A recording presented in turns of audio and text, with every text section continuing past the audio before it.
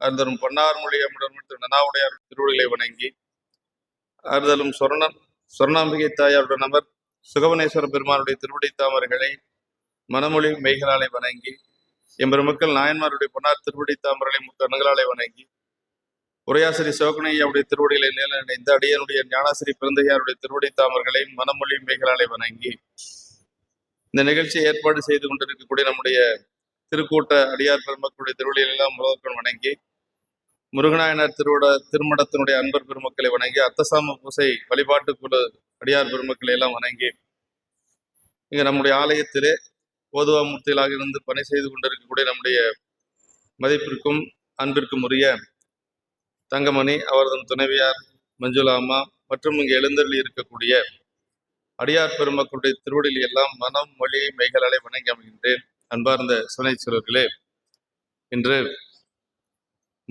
முதலாவதாக மஞ்சுளாமா முதல்ல சொன்ன மாதிரி பெரிய புராணத்துக்கு ஒரு அத்தாரிட்டி அப்படின்னு சொன்னா சிவராகவையா தான். இதெல்லாம் அது அவருக்கு பின்னாடி தான் எல்லாருமே. அவர் அளவுக்கு ஒப்பிட்டு சொல்லக்கூடிய அளவுக்கு யாருமே அந்த இடத்துக்கு இல்லைன்னு தான் நம்ம சொல்லணும். அந்த அளவுக்கு 4286 பாடல்களை மரணமாக இருந்து, அது மட்டுமல்ல சிவகணி ஐயாவுடைய உரையோடு அவருக்கு மனப்பாடம். அதனால அவருடைய திருவடி நேத்து பெருமான் திருவடி அடைந்த ஒரு நிலையில இன்று அவருடைய உடல் அடக்கம் செய்யப்பட்டு இறைவனுடைய திருவடிக்கு அவர் சென்ற ஒரு திருநாள் நேற்றைய நாள் என்று சொல்லி, ஐயா அம்மா அப்படின்னு சொன்னாவே திருச்சிராப்பள்ளியில 2 பெருமக்கள் என்றைக்கும் அவங்க பிரிஞ்சு போறதே இல்லை. எப்படி சாமியும் அம்மாவும் பிரிக்கிறது இல்லையா, அது மாதிரி சிவராகவையாவும் சித்தராமாவும் பிரிஞ்சே இருக்க மாட்டாங்க. எப்பொழுதும் ஒன்றாகவே இருப்பாங்க. எல்லா நிகழ்வுகளுக்கும் ஒன்றாகவே இணைந்து செல்லக்கூடிய பெருமக்கள். அந்த அம்மாவுக்கும் திருமுறைகள் அத்தனையும் மனப்பாடம், பதிகமா பாடுவாங்க. பாட ஆரம்பிச்சாங்கன்னா 10 பாட்டை பாடித்தான் நிறைவு செய்வாங்க. அது மாதிரி ஒரு நிலைப்பாடு. அடியனுடைய இல்லத்துக்கு 2 முறை அம்மாவும் ஐயாவும் எழுந்தருள் செய்திருக்கிறாங்க. அடியன் செய்த ஒரு பெரும் தவம் என்று சொல்லி, முதல்ல அம்மா ஐயாவுடைய திருவடி தாமரைகளை நம்முடைய மனம் மொழி மெய்களாலே வணங்கி, அதற்கு பிறகு நம்முடைய தொண்ட புராணத்திலே பெரிய புராணத்துல நமக்கு வழிபாடு அப்படின்னா 2 வழிபாடு. ஒன்று இறைவன் வழிபாடு, இன்னொன்று அடியார் வழிபாடு. ரொம்ப ரொம்ப முக்கியமானது அடியார் வழிபாடு. இறைவன் வழிபாடு எல்லாரும் செய்வாங்க, யாரும் செய்யாம இல்லை, எல்லாத்துக்கும் தெரியும். சாமி வழிபாடு செய்யறது, கோயிலுக்கு போனா சாமி போறதுங்கிறது எல்லாத்துக்கும் தெரியும். அதுக்கு மேல இன்னொரு நுட்பமான விஷயத்தை சேக்கிழார் பெருமான் அடியார் வழிபாட்டுல கொண்டே வச்சிருக்காரு. அதுதான் இன்னைக்கு நம்மளுடைய தலைப்பு எல்லாமே அதுலதான் இருக்கு. வழிபாடு 2ஐயும் செஞ்சாதான் நிறைவாகுது. நீங்க கோயிலுக்கு போறீங்க, சாமி கும்பிட்டீங்க, அம்மாவை பார்த்தீங்க, முருகப்பெருமானை பார்த்தீங்க. அந்த வழிபாடு எங்க நிறைவாகுதுன்னா நாயன்மார் வழிபாடு செய்கின்ற பொழுதுதான். நாயன்மார் வழிபாடு செஞ்சாதான் நீங்க வழிபாடு செஞ்சது நிறைவு. அந்த வகையில நமக்கு அடியார் வழிபாட்டை சொன்ன ஒரு சரிதம் விரல்மண்ட நாயனாருடைய திருச்சரிதம். அடியன் இன்னைக்கு எடுத்துக்கொண்ட தலைப்பு தான், முதிரும் அன்பின் பெருந்தொண்டர் முறைமை நீடு திருக்கூட்டம் என்று சொல்லக்கூடியது விரல்மண்ட நாயனாருடைய புராணத்தில் வரக்கூடிய ஒரு தொடர். அதையே மையமாக வைத்து நம்ம அடியார் வழிபாட்டினுடைய சிறப்பை என்று சிந்திப்பதற்கு பெருமானுடைய திருவருள் கருணை கூட்டி வைத்துள்ளது என்று சொல்லி, நேற்றைய தினம் நம்மளுடைய நனாவில் இருந்து அடியனுடைய நண்பராகவும் அடியனுடைய பதியிலே இருந்து இன்று தமிழகம் முழுக்க அரண்மனை என்று சொல்லக்கூடிய அந்த திருப்பணியின் மூலமாக இறைவனுக்கு தொண்டு செய்து கொண்டு வரக்கூடிய நம்முடைய தியாகராஜ் ஐயா அவர்கள் நேற்று எழுந்தருள் செய்து மிக அருமையான ஒரு தலைப்பிலே சிந்தித்திருக்கிறார்கள். ஐயாவுடைய திருவடியிலையும் அடியன் பணிவாக வணங்கி கொண்டு, இன்று திருநீலக்க நாயனார் புராணத்தில் தான் சேக்கிழார் பெருமான் சொல்றார், வேத உள்ளுரையாவன விரிவுணல் வேணிநாதர் நம்மையும் அவர் அடியாரையும் நயந்து பாத அர்ச்சனை புரிவதும் பணிவதும் என்றே காதலால் அவை 2மே செய் கருத்துடையார் என்று சொல்லி அந்த புராணத்துல தான் சொல்றார்.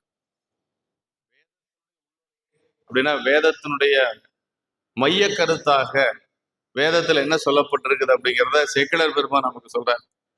திருநீலக்க நாயனார் புராணத்துல வச்சு சொல்றார், வேத உள்ளுரையாவன விரிவுணல் வேணிநாதர் யார்? சிவபெருமான். எங்களை கங்கை சடையில் அணிந்திருக்கக்கூடிய சிவபெருமான், அவருடைய வழிபாடு. அப்புறம் அவர் அடியார் வழிபாடுங்கிறார். விரிபுணல் வேணிநாதர் தம்மையும் அவர் அடியாரையும் நயந்து பாத அர்ச்சனை புரிவதும் பணிவதும் என்றே காதலால் அவை இரண்டுமே செய்கருத்துடையார் அப்படின்னு.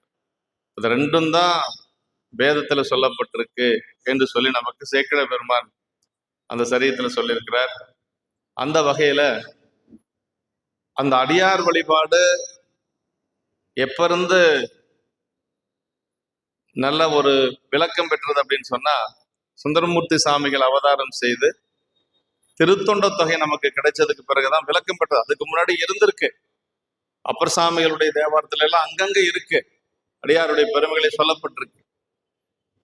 அவருடைய திருமுறைகளை எவரேனும் தாமாக விளையாடத்திட்ட திருநீரும் சாதனமும் கண்டால் ஒழுகி உவராதை அவரவரை கண்டபோது உவந்தடிமை திறமையந்தங்கு உவந்து நோக்கி அவர் தேவர் இவர் தேவர் என்று சொல்லி இரண்டாட்டா தொழிந்தங்கு ஈசன் திறமையை பேணி கவராதே தொழுமுடியார் நெஞ்சினுள்ளே கன்றாப்பூர் நடுதறியை காணலாமே என்று சொல்லி 7ஆம் நூற்றாண்டிலேயே அப்பர் சாமிகளும் பாடியிருக்கிறார் அடியார் வழிபாட்டை. அந்த பாட்டுல என்ன சொல்றாருன்னா, ஒருத்தர் திருநீர் பூசிட்டு ஒருத்தர் வராங்க, அவங்கள வந்து நம்ம எப்படி வழிபாடு செய்யணும்னு சொல்றாருன்னா, கோயில் இருக்கிறது தான் சாமி, இது சாமி இல்லைன்னு நினைக்காம கோயில் இருக்கிறதும் சாமி தான், திருநீர் பூசிக்கொண்டு நடமாடிக்கொண்டு வரக்கூடியதும் சாமி தான், வேறுபாடு இல்லாம யார் ஒருத்தர் வழிபாடு செய்யறாங்களோ அவங்க உள்ளத்துக்குள்ள கன்றாப்பூர் பெருமான் வந்து அருள் செய்வான் அப்படின்னு சொல்லி சொல்றாரு. அவர் தேவர் இவர் தேவர் என்று சொல்லி இரண்டாட்டா தொழிந்தங்கு ஈசன் திறமையை பேணி. அடியார் பார்த்தா நமக்கு சிவபெருமான் நினைவுக்கு வரணும். அந்த நிலைக்கு நாம வந்துட்டோம்னு வைங்கள, சாமி நமக்குள்ள வந்துடுவார். அப்படிதான் அந்த பாட்டுல சொல்றாரு அப்பர் சாமிகள். அதே மாதிரி இன்னொரு பாட்டுல சொல்றாரு, ஒரு ஊர்ல ஒரு பெரிய பணக்காரர், சேலத்திலேயே அவர் மாதிரி ஒரு பெரிய கோடீஸ்வரன் யாரும் கிடையாது. இன்னொருத்தர் எப்படின்னா ரொம்ப சாப்பாட்டுக்கே கஷ்டப்படக்கூடியவர். அவர் வந்து ஒரு புலையர் ஜாதியை சார்ந்தவர். புலையர்னா எல்லாத்துக்கும் தெரியும் இல்லைங்களா? புலையர் இனத்தை சார்ந்தவர். கைகாலெல்லாம் தொழுநோய், அவர் பார்க்கறதுக்கு அருவருப்பா இருக்கு, யாரும் பக்கத்துல போக மாட்டாங்க, அந்த மாதிரி ஒருவர். ஆனா அந்த வயதானவர் வந்து சாமியெல்லாம் வணங்க மாட்டார், சிவபெருமானெல்லாம் அவர் வணங்க மாட்டார். அவரு சம்பாதிக்கிறாரு, செலவு பண்றாரு. அப்படி இவர் எப்படின்னா ரொம்ப புலையராக இருந்தாலும் கூட, ஆடு மாட்டையெல்லாம் அடிச்சு சாப்பிட்றவராக இருந்தாலும் கூட சிவபெருமான் திருவடியை வணங்குறாரு. இப்படி 2 பேர் இருக்கிறாங்க. அப்பர் சாமி என்ன சொல்றாருன்னா, அவர் எவ்வளவு பெரிய ஆளா இருந்தாலும் எனக்கு அதை பத்தி கவலை இல்லை, அவரை போய் நான் வணங்க மாட்டேன். ஆனா இந்த தொழுநோயோட இருக்கிறார் பாருங்க, அந்த அது வந்து புலையராக, அவர் தான் நான் வணங்கக்கூடிய கடவுள் அப்படிங்கிறார். சங்கநிதி பதுமநிதி இரண்டும் தந்து தரணியோடு வானாள தருவரேனும் மங்குவார் அவர் செல்வம் மதிப்போம் அல்லம் மாதேவர்க்கு ஏகாந்தர் அல்லார் ஆகில். அப்புறம் மீண்டும் சொல்றார், அங்கமெல்லாம் குறைந்து அழுகுதொழு நோயராய் ஆவுரித்து தின்றுழலும் புலையரேனும் கங்கைவார் சடை கறந்தாருக்கு அன்பராகில் அவர் கண்டீர் நாமனங்கும் கடவுளாரே அப்படின்னாரு. அவர் தான் நான் வணங்கக்கூடிய கடவுள் அப்படின்னாரு. சங்கநிதி பதும நிதினா குபேரன்கிட்ட இருக்கக்கூடிய நிதி, அதுக்கு மேல பெரிய பணக்காரனுக்கு உதாரணம் சொல்லவே முடியாது. இருக்கலே பெரிய நிதி குவைகள் எதுன்னா சங்க நிதி பதும நிதி. அந்த அளவுக்கு பெரிய உயர்ந்த பணக்காரனா இருந்தாலும் அதை பத்தி எனக்கு கவலை இல்லை. மங்குவார் அவர் செல்வம் மதிப்போம் அல்லம்ட்டார். அவர் செல்வம் எல்லாம் எனக்கு ஒன்றும் தேவையில்லை, அதை பத்தி நான் மதிக்கணுங்கிற அவசியம் இல்லைன்ட்டாரு. இன்னும் மீண்டும் சொல்றாரு, அங்கமெல்லாம் குறைந்து, எல்லாம் தொழுநோயால விரல் எல்லாம் பாதி பாதி தான் இருக்கு. அப்புறம் ஆவுரித்து தின்றுழலும் புலையரேனும் கங்கைவார் சடை கறந்தாரு கண்பராகி. அவர் சிவபெருமானுடைய அடியார், சுகவனேஸ்வர பெருமானுடைய அடியார்னு வச்சுக்கங்களேன். அவர் தான் நான் வணங்கக்கூடிய கடவுள் என்று சொல்லி அப்பர் சாமியை சொல்றாரு. அப்படி அங்கங்க தேவாரங்கள் இருந்தாலும் கூட நமக்கு அந்த அடியார் வழிபாடு எப்ப ஒரு முழுமை பெற்றது அப்படின்னா, சுந்தரமூர்த்தி சாமிகள் இந்த மண்ணுலகத்தில் அவதரித்து அவர் வந்து திருத்தொண்ட தொகை பாடியதுக்கு பிறகுதான் முழுமை பெற்றது. சிவபெருமானுக்கு அணுக்கு தொண்டராக இருந்தவர் சுந்தரர், எல்லாத்துக்கும் தெரியும், திருமலையில இல்லைங்களா? சாமிக்கு வந்து தோழராக, சாமிக்கு திருநீரும் மலர் மாலையும் சூட்டக்கூடிய ஒரு நிலையில நின்றவர் நம்முடைய சுந்தரர். அப்படி இருக்கிற பொழுது 2 பெண்களை பார்க்கிறாரு. அதற்கு பிறகு மண்ணுலகத்துக்கு சாமி அங்கிருந்து அனுப்பி வைக்கிறாருன்னா அதெல்லாம் ஒரு தூல காரணம் தான். உண்மையான காரணம் என்னங்கிறத அங்க சொல்றாரு சேக்கிழார் பெருமான். ஏன் சுந்தரரை கீழே அனுப்புனாரு, திருநாவலூர்ல போய் நீ அவதாரம் செய் அப்படின்னு சொல்லி ஏன் சொன்னார் அப்படின்னா, மாதவம் செய்த தென்திசை வாழ்ந்திட, தீதில்லா திருத்தொண்ட தொகை தர, போதுவார் அவர் மேல்மனம் போக்கிட, காதல் மாதரும் காட்சியில் கண்ணினார் அப்படின்னாரு. தீதில்லா திருத்தொண்ட தொகை தர, அவருடைய அவதார நோக்கமே அதுதான். அதற்காக கீழே வந்தவர் தான் சுந்தரர். நமக்கு திருத்தொண்ட தொகை கொடுக்கறதுக்காக இந்த மண்ணுலகத்துல 18 ஆண்டுகள் அவர் இந்த மானுட வாழ்க்கை வாழ்ந்திருக்கிறார். அதற்கு பிறகு மீண்டும் வெள்ள யானையில பெருமானுடைய திருவடிக்கு போறார். திருவஞ்சை களத்துல வெள்ள யானையின் மீது போறார். ஆடி சுவாதியில திருவடி பேர் அடைகிறார்.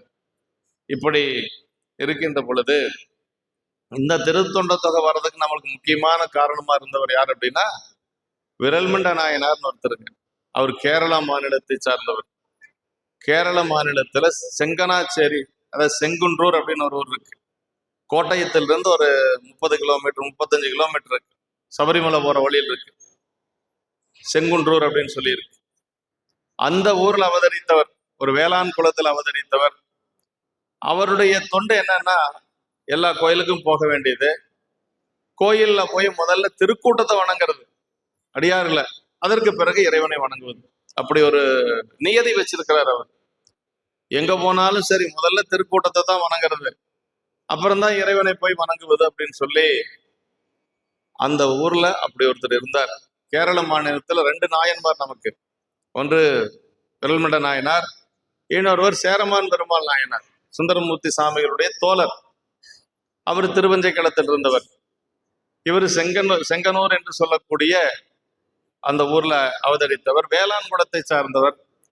அவரை பத்தி சொல்லுகின்ற பொழுது சேக்கிழார் பெருமான் சொல்றாருங்க, அப்பொற்பதியில் இடை வேளாண் குலத்தை விளக்க அவதரித்தார் அப்படின்னார். பெரியவங்கெல்லாம் பிறந்ததை பிறந்தார்னு சொல்லக்கூடாது, அவதரித்தார்னு சொல்லணும். ஞானசம்பந்த பெருமான், நம்முடைய அப்பர் சாமிகள், இவங்கெல்லாம் பிறந்தார்னு சொல்லக்கூடாது, நம்ம அவதரித்தார்கள். நம்ம எல்லாம் பிறந்தோம் இல்லைங்களா, வினையின் காரணமாக இந்த உடம்பு கொடுத்து சாமி நமக்கு பிறக்க வச்சிருக்க. அவங்கெல்லாம் அப்படி அல்ல, நம்மை ஈடேற்றுவதற்காக, நமக்கு அருள் செய்வதற்காக இந்த திருமேனி தாங்கி இந்த மண்ணுலகத்துல அவதரித்திருக்கிறாங்க. அதான் நாயன்மார்கள் எல்லாம்.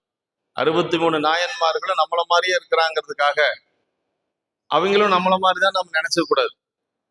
அவங்களுடைய நிலைப்பாடு வேறு, நம்மளுடைய நிலைப்பாடு வேறு. அவங்க ரொம்ப உயர்ந்த நிலையில் இருக்கக்கூடியவர்கள், இறைவன் திருவடியில் இருந்தவர்கள். பண்டு திருவடி மறவா பான்மையோர்பார் சேக்கிழார் பெருமான். பண்டு திருவடி மறவா பான்மையோர் ஞானசம்பந்த பெருமான் புராணத்தில் சொல்றார். அப்படின்னா போன பிறப்பிலேயே பெருமான் திருவடியில் இருந்தவங்க அப்புறம் ஏங்க இங்க மீண்டும் மண்ணுலகத்துல பிறந்தாங்க அப்படின்னா, நாமெல்லாம் கொஞ்சம் மேல ஈடேறணும் அப்படிங்கிறதுக்காக, நம்மை உய்விக்க வேண்டும் என்பதற்காக அவதரித்தவர்கள் தான் நாயன்மார்கள். அந்த வகையில அந்த வேளாண் குலத்தை விளக்க அவதரித்தார். வேளாண் குலம், அந்த குலத்தினுடைய பெருமை தெரியணுங்கிறதுக்காக அவதரித்தார் அப்படிங்கிறாரு. செப்பற்கரிய பெரும் சீர்த்தி சிவனார் செய்ய கடல் பற்றி அப்படின்னாரு.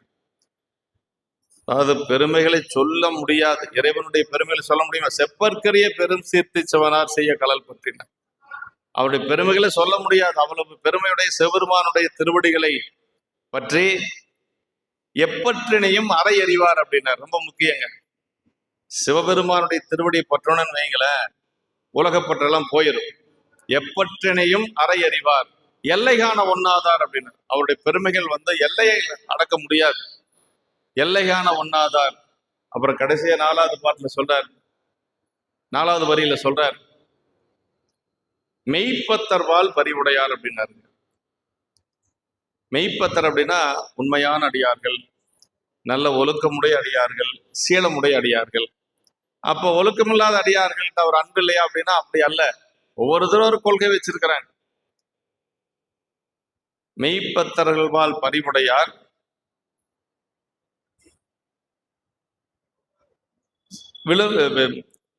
விரல்மிண்டர் என்று சொல்லி நமக்கு அந்த பாட்டுல சொல்றாருங்க. அதாவது எவரேனும் தாமாக விளையாடத்திட்ட திருநீரும் சாதனம் கண்டால் ஒழுகின்னு அப்பர் சாமி சொல்றாரு. யாரா இருந்தாலும் சரி, அவங்க ஒழுக்கம் இருந்தாலும் சரி, இல்லாத போனாலும் சரி, அதை பத்தி எல்லாம் நமக்கு கவலை இல்லை. அவங்க திருநீர் பூசிருந்தா அடியார்கள், நம்ம வணங்குறோம், அவ்வளவுதான். ஒவ்வொருத்தரையும் நாம போய் ஆராய்ச்சி எல்லாம் பண்ணிட்டு இருக்க முடியாது. அப்படிதான் நமக்கு பெரிய புராணம் காட்டுது. ஆனா இவர் அப்படி அல்ல. இவர் எப்படின்னா, அடியார்னா இப்படி இருக்கணும் நியமம் வச்சிருக்கிறார். அடியார்னா நல்ல ஒரு ஒழுக்க நெறியில் இருக்கணும். அந்த மாதிரி மெய்ப்பத்தர்கள்வால் பரிவுடையார் என்று சொல்றார். பரிவுனா அன்பு. அப்படி நெறியில நின்றவர் நம்முடைய விரல்மண்ட நாயனார். ஆமா, அதாவது நமக்கு நரசிங்க முனைய நாயனாருடைய சரிதம்னு ஒண்ணு இருக்குதுங்க. நரசிங்க முனைய நாயனுடைய சரிதத்துல அவர் என்ன பண்ணுவார் அப்படின்னா, மாசம் மாசம் திருவாதிரை நட்சத்திரத்துல சிவபெருமானுக்கு ரொம்ப உகந்தது திருவாதிரை நட்சத்திரம், எல்லாத்துக்கும் தெரியும். திருமாலுக்கு ரொம்ப உகந்தது திருவோணம், இல்லைங்களா? ஆனா சிவபெருமானுக்கு ரொம்ப ரொம்ப உகந்த நட்சத்திரம் திரு ஆதிரை. திருவாதிரையில பெருமான வழிபாடு செய்யறது ரொம்ப ரொம்ப சிறப்பு. திருவாதிரை நட்சத்திரத்துல சாமி வழிபாடு செய்யறது, அடியார்களை வழிபாடு செய்யறது ரொம்ப ரொம்ப சிறப்பு. நரசிங்க முனைய நாயனார் பெரிய அரசர், நாடுவாழ் அரசர். சுந்தரமூர்த்தி சாமிகளை வளர்ப்பு மகனாக எடுத்து வளர்த்தவர் அவர் தான். அவர் என்ன செய்வார்னா, ஒவ்வொரு மாசமும் அந்த திருவாதிரை நட்சத்திரத்தன்று அடியார் பெருமக்கள் எல்லாம் வீட்டுக்கு அணைப்பார். அப்படி வரிசையா அமரச் செய்து அவங்களுக்கெல்லாம் பாத பூஜைகள் செய்து, பாத பூஜை செய்து உணவளித்து பொற்காசுகள் பரிசு கொடுப்பார். ஒவ்வொருத்தருக்கும் ஒரு காசு அந்த மாதிரி பரிசு கொடுக்காது, சும்மா அனுப்புறது இல்லை. உணவு கொடுத்து பரிசும் கொடுப்பார், பொற்காசுகள் பரிசு கொடுப்பார். அப்படி செய்து கொண்டிருக்கிற பொழுது ஒரு நாள் ஒரு அடியார் வர்றார். எல்லாரும் வரிசையா அமர்ந்திருக்கிறாங்க, அவரும் அமர்ந்திருக்கிறார். எல்லாத்துக்கும் பாத பூஜை பண்ணிட்டு வர்றாரு, அவருக்கும் பண்றாரு. அப்படி செய்து கொண்டு வருகின்ற பொழுது இந்த உலகத்தாரெல்லாம் வேடிக்கை பார்ப்பாங்க. அதான் அந்த மாதிரி அப்படி அங்க உட்காந்துட்டு எல்லாம் பார்த்துட்டு இருக்கிறாங்க. இதெல்லாம் வேடிக்கை பார்க்கறதுக்கு அவங்க வந்திருக்காங்க. அவங்க எல்லாம் பார்த்துட்டு சிரிக்கிறாங்க. என்ன சிரிக்கிறாங்கன்னா, இவன் நேத்து வரைக்கும் அங்கேயும் இங்கேயும் சுத்திட்டு இருந்தான், அம்மாவுக்கு கொஞ்சம் அப்படியே அமைதியா இருந்தான்னு நல்லா இருக்கும். ஆமா, நேத்து வரைக்கும் சும்மா அங்கேயும் இங்கேயும் சுத்திட்டு இருந்தான், இன்னைக்கு வந்து அடியாராமா அவன் வந்து அடியாரோட உட்காந்துட்டான் அப்படின்னு சொல்லி எல்லாம் அவர் காது படவே பேசுறாங்க. அப்படி பேசுறது அவர் காதுல விழுகுது. அவரு கொஞ்சம் வருத்தப்படுறாரு, நம்ம இப்படி ஆயிட்டோமே, நம்மளை எல்லாரும் பேசுறாங்களே அப்படின்னு கொஞ்சம் மனசு வருத்தப்படுறாரு. அவர் அரசர் பார்த்துட்டே இருக்கிறார், நரசிங்க முனைய நாயனர் இதெல்லாம் நடக்கிறதெல்லாம் பார்த்துட்டு இருக்கிறார். அடியாரெல்லாம் யாரும் அவரை பத்தி தவறா சொல்லலை. ஆனா அடியார்கள் அதெல்லாம் சொல்ல மாட்டாங்க. உலகத்தார்கள் வேடிக்கை பார்க்கக்கூடியவங்க அப்படி எல்லாம் பேசிட்டு இருக்கிறாங்க. அந்த அடியார் மனசு சங்கடப்பட்டு இருக்கிறாரு. அவர் மனசு சங்கடப்பட்டா அந்த மாதிரி எல்லாம் பேசினவங்க நரகத்துக்கு போயிடுவாங்களாம். அப்படி நரகம் போகாத காப்பாற்றணும்னா அவர் மனசு நோகாம இருக்கணும். அதனால என்ன பண்ணார் அப்படின்னா, இவர் நரசிங்க முனைய நாயனார் அவரை போய் திருவடி விளக்கி பாத பூசை எல்லாம் செய்து அவர் காதுல நல்ல மொழிகளை எல்லாம் சொல்லி அவருக்கு மகிழ்ச்சி ஆகிற மாதிரி பேசி எல்லாத்துக்கும் ஒரு காசு கொடுத்தா அவருக்கு 2 பொற்காசு கொடுத்தாரு. அப்படி 2 பொற்காசுகள் கொடுத்து அவரை வந்து நல்ல மனசு போனாத மாதிரி அனுப்பினார் என்று சொல்லி சேக்கடா பெருமாள் சொல்றாரு. அதுல என்ன சொல்றாருன்னா, சீலம் இளரே எனினும், சீலம்னா ஒழுக்கம், இல்லைங்களா? ரொம்ப முக்கியம் ஒழுக்கங்கள். சீலம் இளரே எனினும் திருநீறு சேர்ந்தாரை ஞாலம் இகழ்வார் அருணரகம் நன்னாமல் எண்ணுவார் பாலனைந்தார் தமக்களித்த படியிரட்டி பொன் கொடுத்து மேலவரை தொழுதினிய மொழி விளம்பி விடை கொடுத்தார் அப்படின்னு என்ன சொல்றாரு? படியிரட்டி பொன் கொடுத்து அப்படின்னாரு.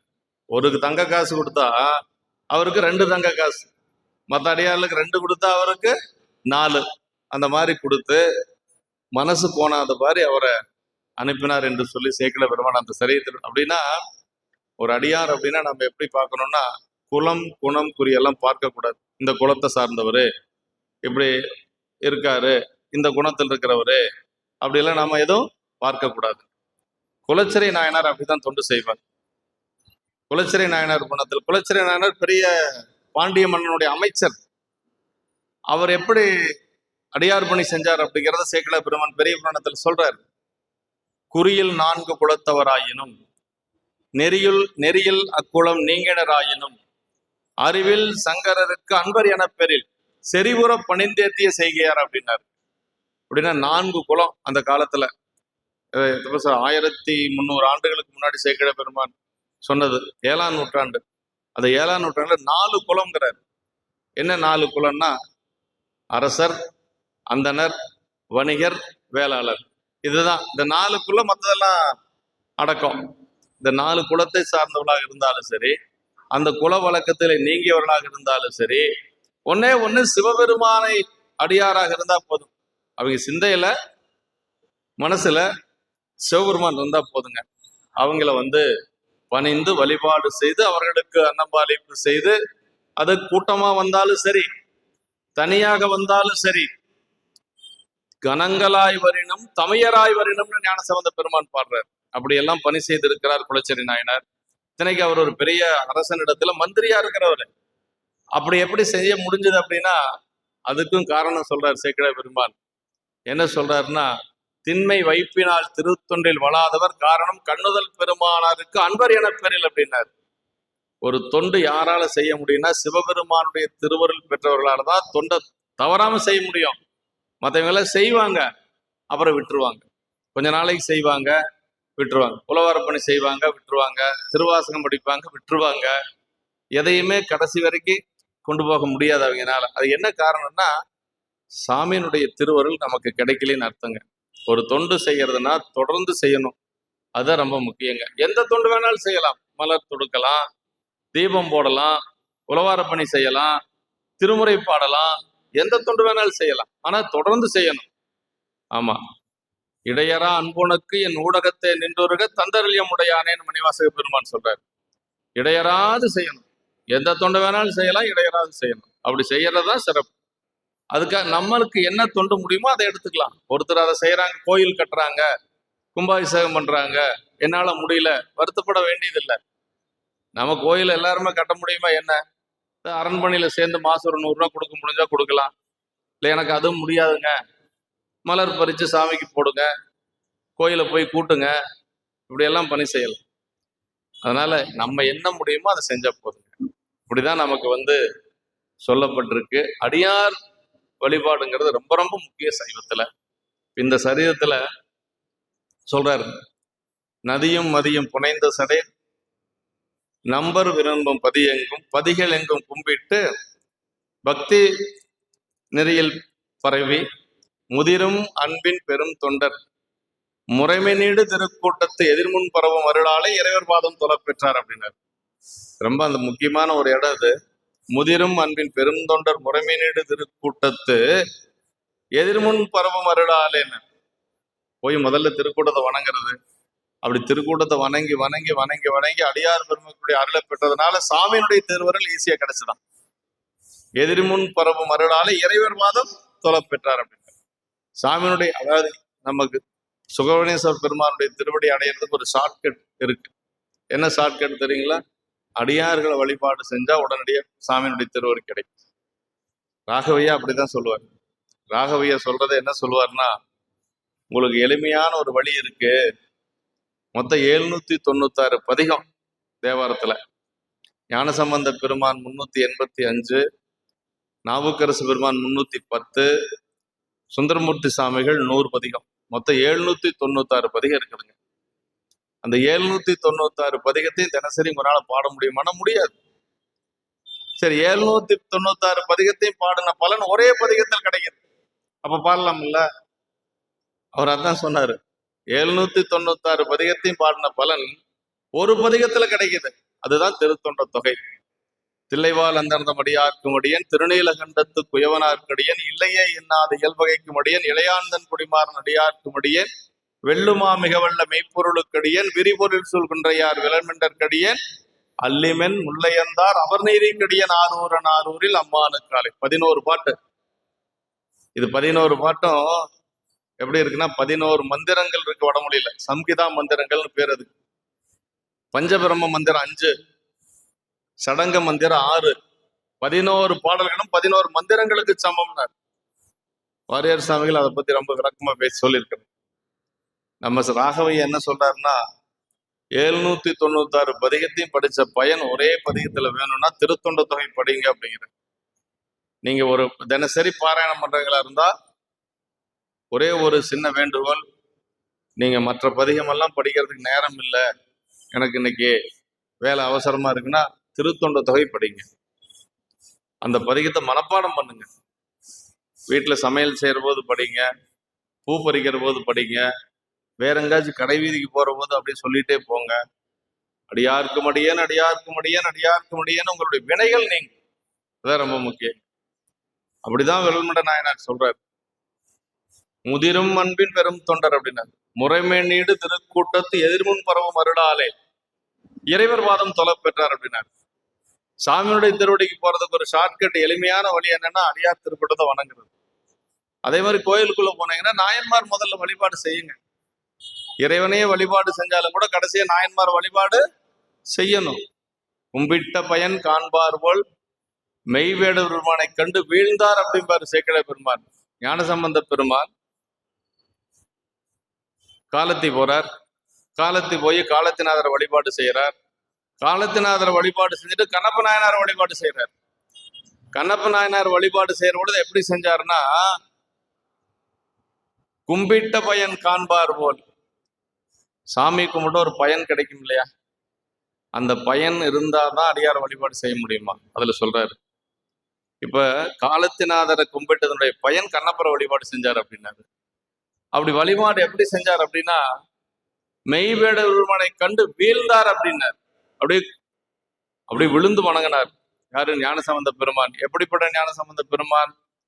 யாரையுமே வணங்காத ஞானசம்பந்த பெருமான். வம்பரா வரிவண்டு மனம் நார மலரும் மதுமலரன் கொன்றையார் அடியல்லால் பேனா எம்பிரான் சம்பந்தன் அடியார் முடியும் திருத்தொண்ட தொகை. அப்படின்னா அவரைத்தான் எல்லாரும் வணங்குவாங்க. ஏன்னா உமையம்மனுடைய திருமுலைப்பால் உண்டவர், சாமியினுடைய மகன் அவர் இல்லைங்களா. சிவபெருமானுக்கே மகன். பெரிய புராணத்துல 2 மகன் இருக்கிறாங்க சிவபெருமானுக்கு. ஒன்னு ஞானசம்பந்த பெருமான், இன்னொருத்தர் சண்டீஸ்வர பெருமான். அவரும் மகன் தான். இவர் உமையம்மனுடைய திருமுலைப்பால் உண்டதுனால மகன். அவரு சிவபெருமானே அடுத்த தாதை உனக்கு நான் அப்படின்னார்.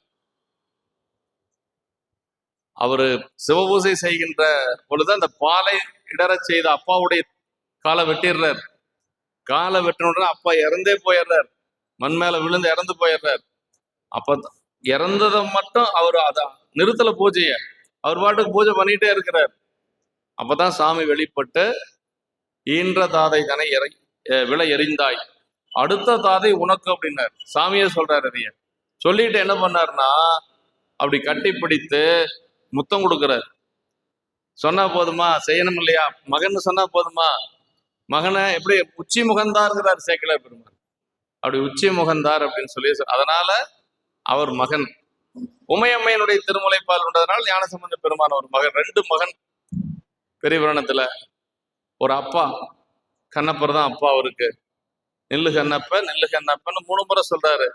ஒரு அம்மா பெரிய புராணத்துல காரைக்கால் அம்மையார் தான் இல்லைங்களா. காரைக்கால் அம்மையாரா அம்மா அப்படின்னு சொன்ன ஒரு பெருமை. அது தங்கமணி பேசுவார் நாளைக்கா.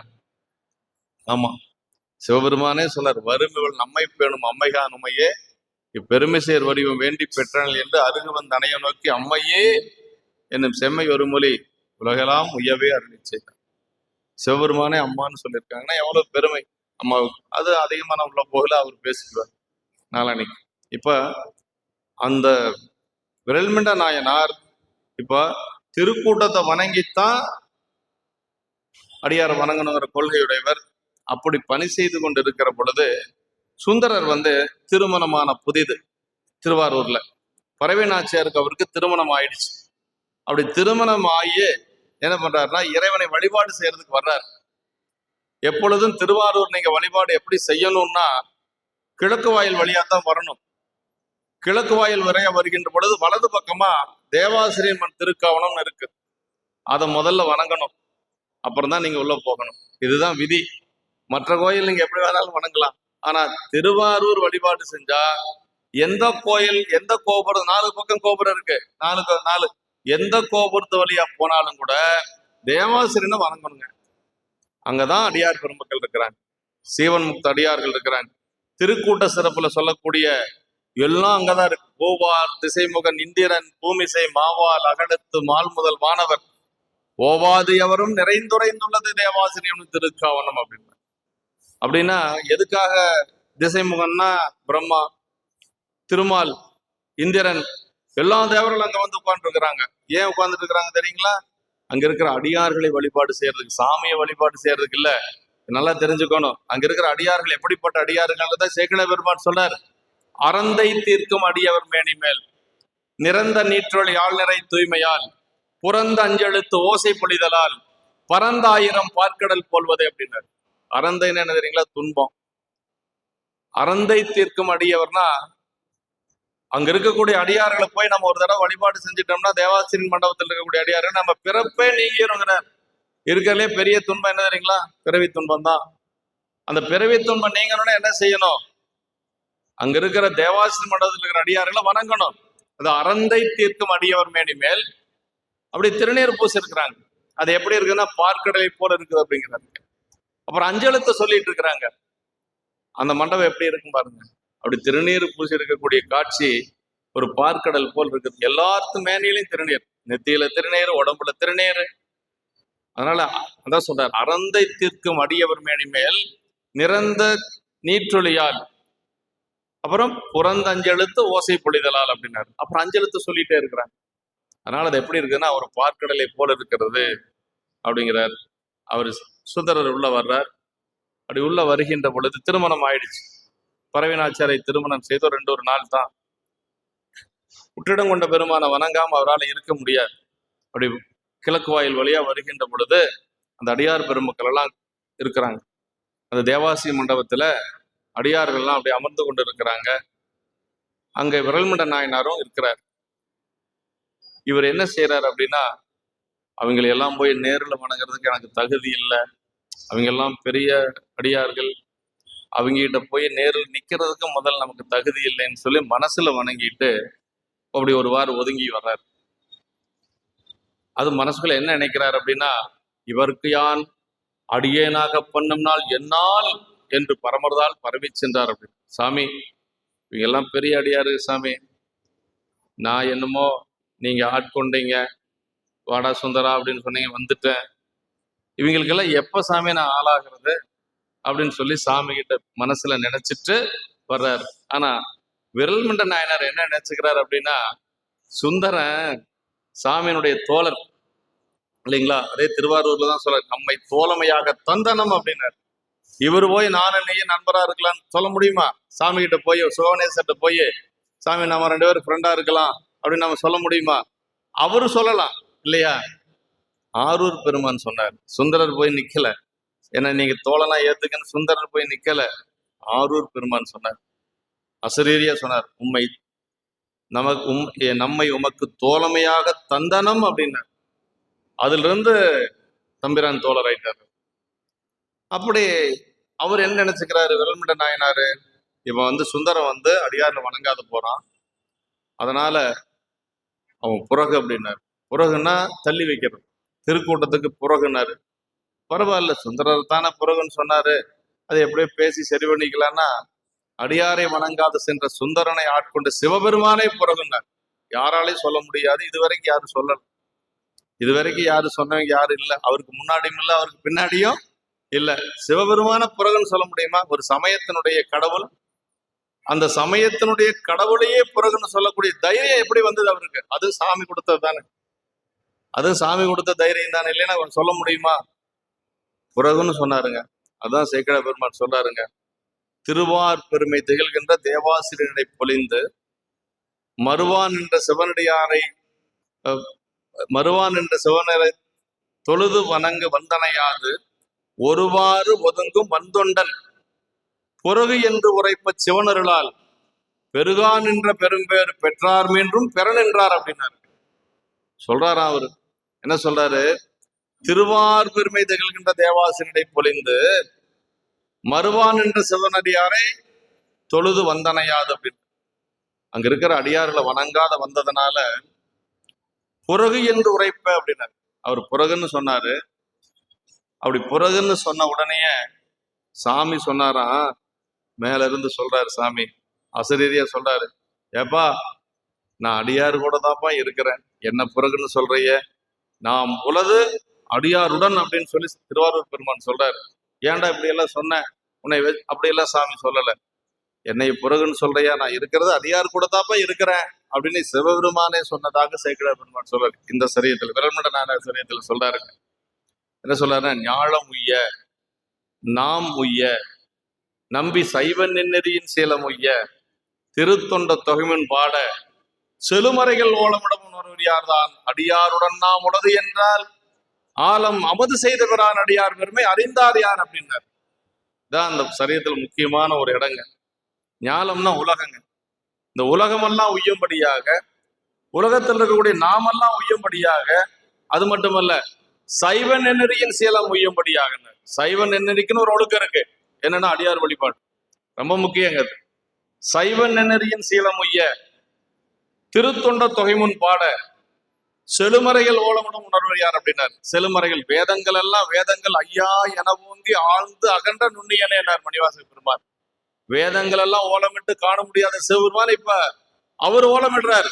அடியாருடன்னா உலது அப்படின்னு சொல்றார். அப்படின்னா ஆழம் அமுது செய்த பிறார் அடியார் பெருமை அறிந்தார் யார்.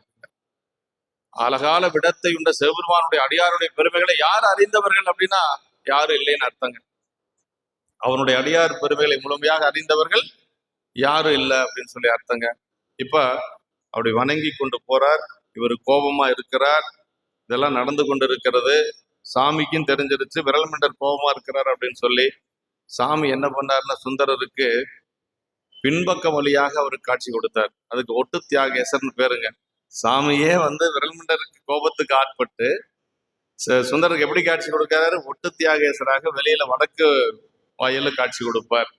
அது அந்த சரீரத்துல இருக்கு. இப்போ வணங்கி கொண்டு மனசுக்குள்ள நினைச்சிட்டு இவங்களுக்கு என்ன எப்ப நீங்க அடியாராக என்னை பண்ணுவதுன்னு சொல்லி உள்ள போறார். அப்படி கோயிலுக்குள்ள சுந்தரர் போறார். கோயிலுக்குள்ள சுந்தரர் போறாரு. சிவபெருமான் என்ன பண்றாரு தெரியுங்களா? தியாகேச பெருமான் எழுந்து வெளியில வர்றாரு. அவர் அதான் பெரிய வேலை. இப்ப கோயிலுக்குள்ள நாம போனா சாமி கும்பிட்டு வருவோம். ஆனா சாமி என்ன சுகவனேஸ்வர பெருமானை எழுந்து வாயிலுக்கு வர்றாரு. அப்படி எழுந்து அவர் திருவடிய காட்டுறார். சாமியினுடைய திருவடியை பார்க்கிறார். அந்த திருவடியை பார்த்து 11 முறை துதிக்கிறார் சுந்தரர். 11 முறை வணங்குறார். அப்படி வணங்கினதுக்கு பிறகு சாமி என்ன சொல்றாரு அப்படின்னா, ஞானம் உய்ய நடம் மன்றுள் ஆடினன்னு அந்த பாட்டு ஆரம்பிக்குங்க. உலகம் உய்யும்படியாக நடனமாடிய திருவடி, ஞானம் உய்ய நடம் மன்றுள் ஆடின. அப்புறம் காலனார் உயிர் மால கருத்தன, உமையம்மை சீலமாக வருட சிவந்தன அப்படின்னு சொல்றாரு. அந்த திருவடியினுடைய பெருமைகளை 11 முறை சொல்றாரு. ஏன் 11 முறை சொல்றாருன்னா, அது கூட உரையாசிரியர் சொல்றார் சிவகுணி ஐயா. அடுத்து இந்த அடியாருடைய திருவடியை வணங்கிட்டு தான் 11 பாடல்கள் பாட போறாரு. திருத்தொண்ட தொகை 11 பாட்டு. இன்னொன்னு வடமொழியில மந்திரங்கள் 11 மந்திரம். பஞ்சபிரம மந்திரம் 5, சடங்க மந்திரம் 6. அதனால 11 முறை திருவடிய வணங்குறார், போற்றுகிறார். அதற்கு பிறகு சாமி சொல்றார், சுந்தரா அவங்களுடைய பெருமைகள் நீ தெரிஞ்சுக்கணுமா அப்படின்னா சொல்றார். பெருமையால் தம்மை ஒப்பார், பேணலால் எம்மை பெற்றார், ஒருமையால் உலகை வெல்வார், ஊனமேல் ஒன்றும் வெல்லார், அருமையாம் நிலையில் நின்றார், அன்பினால் இன்பம் மாறுவார், இருமையும் கடந்த நின்றார், இவர் இனி அடைவாய் என்று அப்படின்னார். சுந்தரர் இப்ப யாரு இருக்கிறாரு? சிவபெருமான் கிட்ட இருக்கிறார். அணுக்கு தொண்டராக தோழராக இருக்கிறாரு. ஆனா என்ன சொல்றாருன்னா, சாமி நீ எங்கிட்ட இருக்கிறத விட அவங்களோட போய் சேரும். பாருங்க, சிவபெருமானே ஒரு அடியார நீ போய் திருக்கூட்டத்தோட சேர்ந்துருன்னு சொல்றாருன்னா, அப்ப அந்த திருக்கூட்டம் எவ்வளவு பெருசா இருக்கு.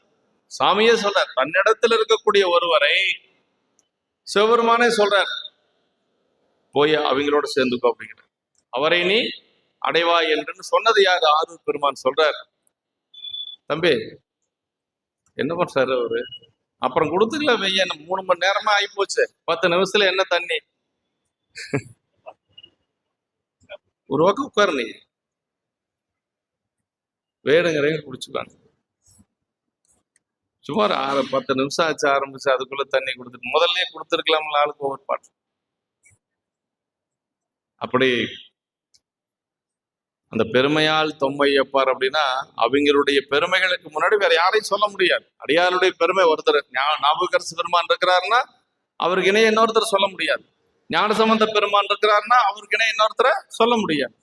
அதான் சொல்ல, பெருமையால் தம்மை ஒப்பார் அப்படின்னாரு. பேணலால் எம்மை பெற்றார். பேணுதல் அப்படின்னா அன்பு செய்வது. காரைக்காலமையார் புராணத்துல வருது. நான் அதிகமா எடுக்க மாட்டேன், 1, 2 தான் சொல்றேன், நீங்க தப்பா நினைச்சுக்காதீங்க. பேணுதல்னா அன்பு செய்வதுங்க. வறுமைகள் நம்மை பேணும் அம்மைகான் உமையன்னார் சிவபெருமான். பேணுதெல்லாம் அன்பு செய்வது. அப்படி அன்பு செய்யறதுனால அவர்கள் என்னை அடைய பெற்றார்கள். அப்ப நம்மளும் பெருமானுக்கிட்ட அன்பு செஞ்சோம்னா சாமியினுடைய திருவருள் நமக்கு எளிமையா கிடைக்கும். எங்களை பேணலால் எம்மை பெற்றார், ஒருமையால் உலகை வெல்வார் அப்படின்னா. நம்ம அவங்களுக்கெல்லாம் எப்படின்னா, ஆலயத்துக்கு போனாங்கன்னா ஒருமித்த வழிபாடு. பெருமான் மட்டும்தான் அவங்க மனசுல இருப்பார், வேற யாரும் இருக்க மாட்டாங்க. அப்படி ஒருமையால் உலகை வெல்வார், ஊனமேல் ஒன்றும் இல்லார் அப்படின்னா அவங்களுக்கு எந்த ஒரு குற்றமும் கிடையாது. இருமையும் கடந்து நின்றார், இம்மை மறுமை என்று சொல்லக்கூடிய நிலைகளை எல்லாம் கடந்து நின்றவர்கள். அதனால அவங்கள போய் நீ சேர்ந்துக்கோ அப்படின்னு சொல்றாரு. சுந்தரமூர்த்தி சாமிகளும் சரிங்க சாமி அப்படியே சேர்ந்துக்கிறேன், நான் இவங்களுக்கெல்லாம் என்னைக்கு அடிமையா இருக்கிறது அப்படின்னு சொல்றாரு. அதுக்கு சாமி சொல்றாரு, என்ன சொல்றாருன்னா, சுந்தரா நீ அவங்கள முறையாக வணங்கி நீ அவங்களெல்லாம் வாழ்த்தி பாடணும் அப்படின்னு சொல்றாருங்க. நீதியால் அவர்கள் தம்மை பணிந்தனை நிறை சொல் மாலை கோதிலா வாய்மையாலே பாடன அண்ணல் கூற அப்படின்னாரு. நீதியால் அவர்கள் தம்மை பணிந்தோன்னு அவங்களெல்லாம் நல்ல முறையா பணிந்து, அப்புறம் கோதிலா வாய்மை அப்படின்னா குற்றமில்லாத உடைய தூய தமிழால் அவங்கள பாடு அப்படின்னு சொன்னார். அப்படி சொன்ன உடனே சுந்தரர் என்ன சொல்றாருன்னா, சாமி அவங்களுடைய பெருமை என்ன, என்னுடைய சிறுமை என்ன, நான் எப்படி சாமி அவங்கள பாட முடியும், யாதினை அறிந்து என் சொல்லி பாடுகிறேன், பாடும் பரிசு எனக்கு அருள வேண்டும். ஒரு பணிவு. சுந்தரர் சொன்ன உடனே பாடல, நீங்க தான் சொல்லணும் சாமி அடியாருடைய பெருமைகளை, எனக்கு தெரியாது சாமி அப்படின்னு சொல்லுகின்ற பொழுதுதான் சாமி என்ன சொல்றாரு அப்படின்னா, அப்பதான் அடியெடுத்து கொடுக்கிறார். தொல்லைமால் வரைபயந்த தூயாள் தன் திருப்பாகன் அல்லல் தீர்ந்து உலகுய மறையடைத்த திருவாக்கால் தில்லைவாலந்தர்தம் அடியார்க்கும் அடியேன் என்று எல்லையில் வன்புகழாரை எடுத்து செய்ப்பா மொழிகின்றார். அப்படியே சொல்றாரு, இந்த உலகமெல்லாம் உய்யும்படியாக வேதங்களை எல்லாம் அருளிய சிவபெருமான் இப்ப நமக்காக என்ன செய்யறாரு, தில்லைவால் அந்தர்தம் அடியார்க்கும் அடியேன்னு அடி எடுத்து கொடுத்தாரு. உடனே அவர் என்ன செஞ்சாருன்னா, திருக்கூட்டத்தை முதல்ல பணிந்தார், முதல்ல மொத்தமா பணிந்தார், அப்புறம் ஒவ்வொருத்தரா போய் வணங்கினார், பெயரை சொல்லி சொல்லி வணங்கினாரு. இப்படி எல்லாம் வணங்கி அதற்கு பிறகு நமக்கு திருத்தொண்டத்தை கொடுக்கிறார்.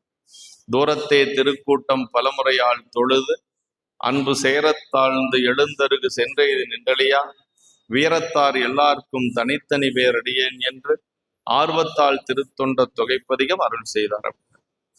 ஒவ்வொருத்தரா வணங்கி, அப்படி ஒவ்வொருத்தராக போய் பக்கத்தால போய் பேரை சொல்லி வணங்கி அதற்கு பிறகு திருத்தொண்ட தொகை பாடினாருங்க. அப்படி பாடியதான் நமக்கு திருத்தொண்ட தொகை.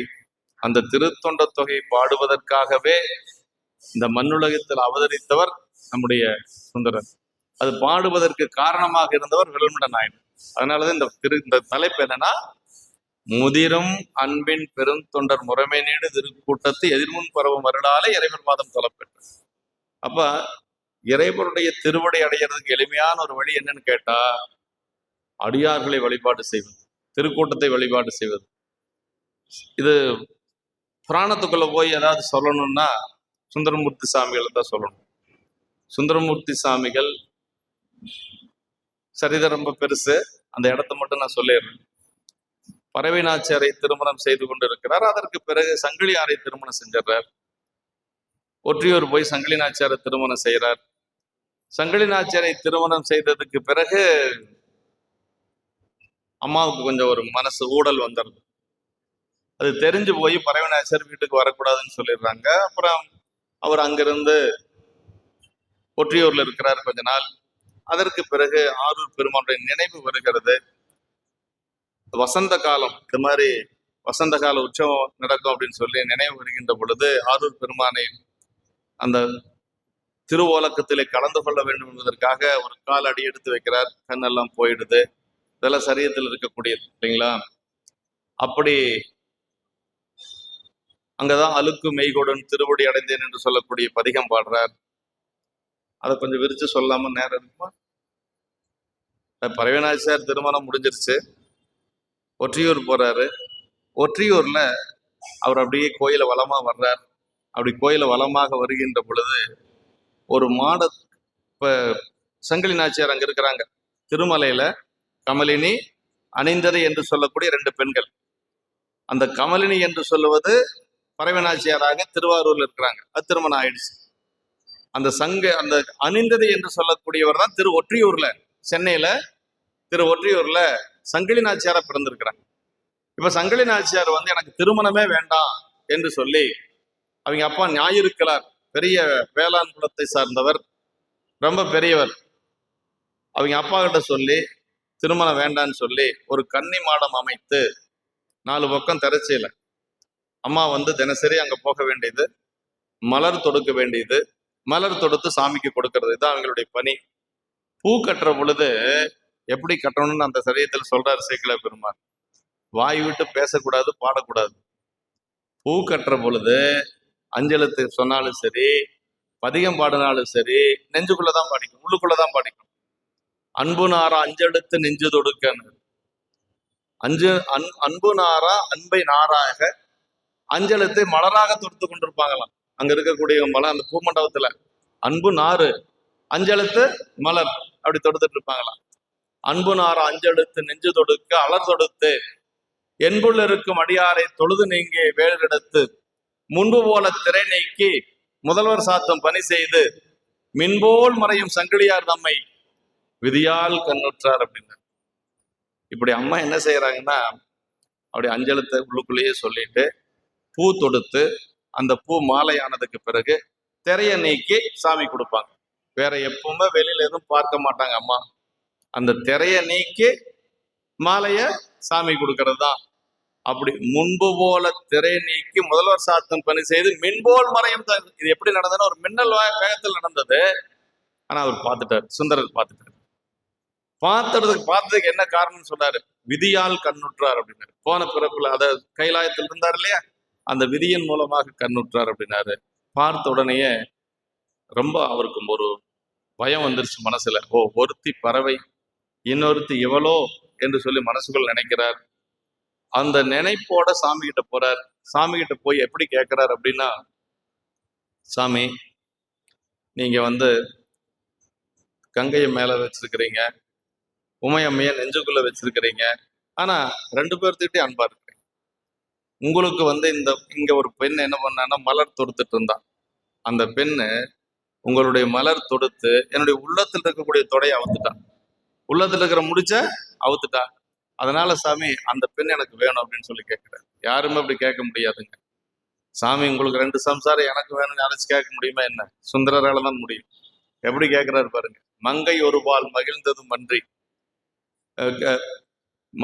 மணிநேல் முடியன்கண் கங்கைதனை கறந்தும் காதலுடைய இங்கு நமக்கு திருமாலை தொடுத்து என் உள்ள தொடைய வீழ்த்த திங்கள் வதன சங்கிலியை தந்து என் வருத்தம் தீரும் அப்படின்னு ஒரு நியாயமா கேட்பாரு. மங்கை ஒரு பால் மகிழ்ந்தது மன்றி மணிநீல் முடியன்கள் கங்கைதனை கறந்தும்னா மறைத்தல் அர்த்தம், கரத்தல்னா மறைத்தல் அர்த்தம்.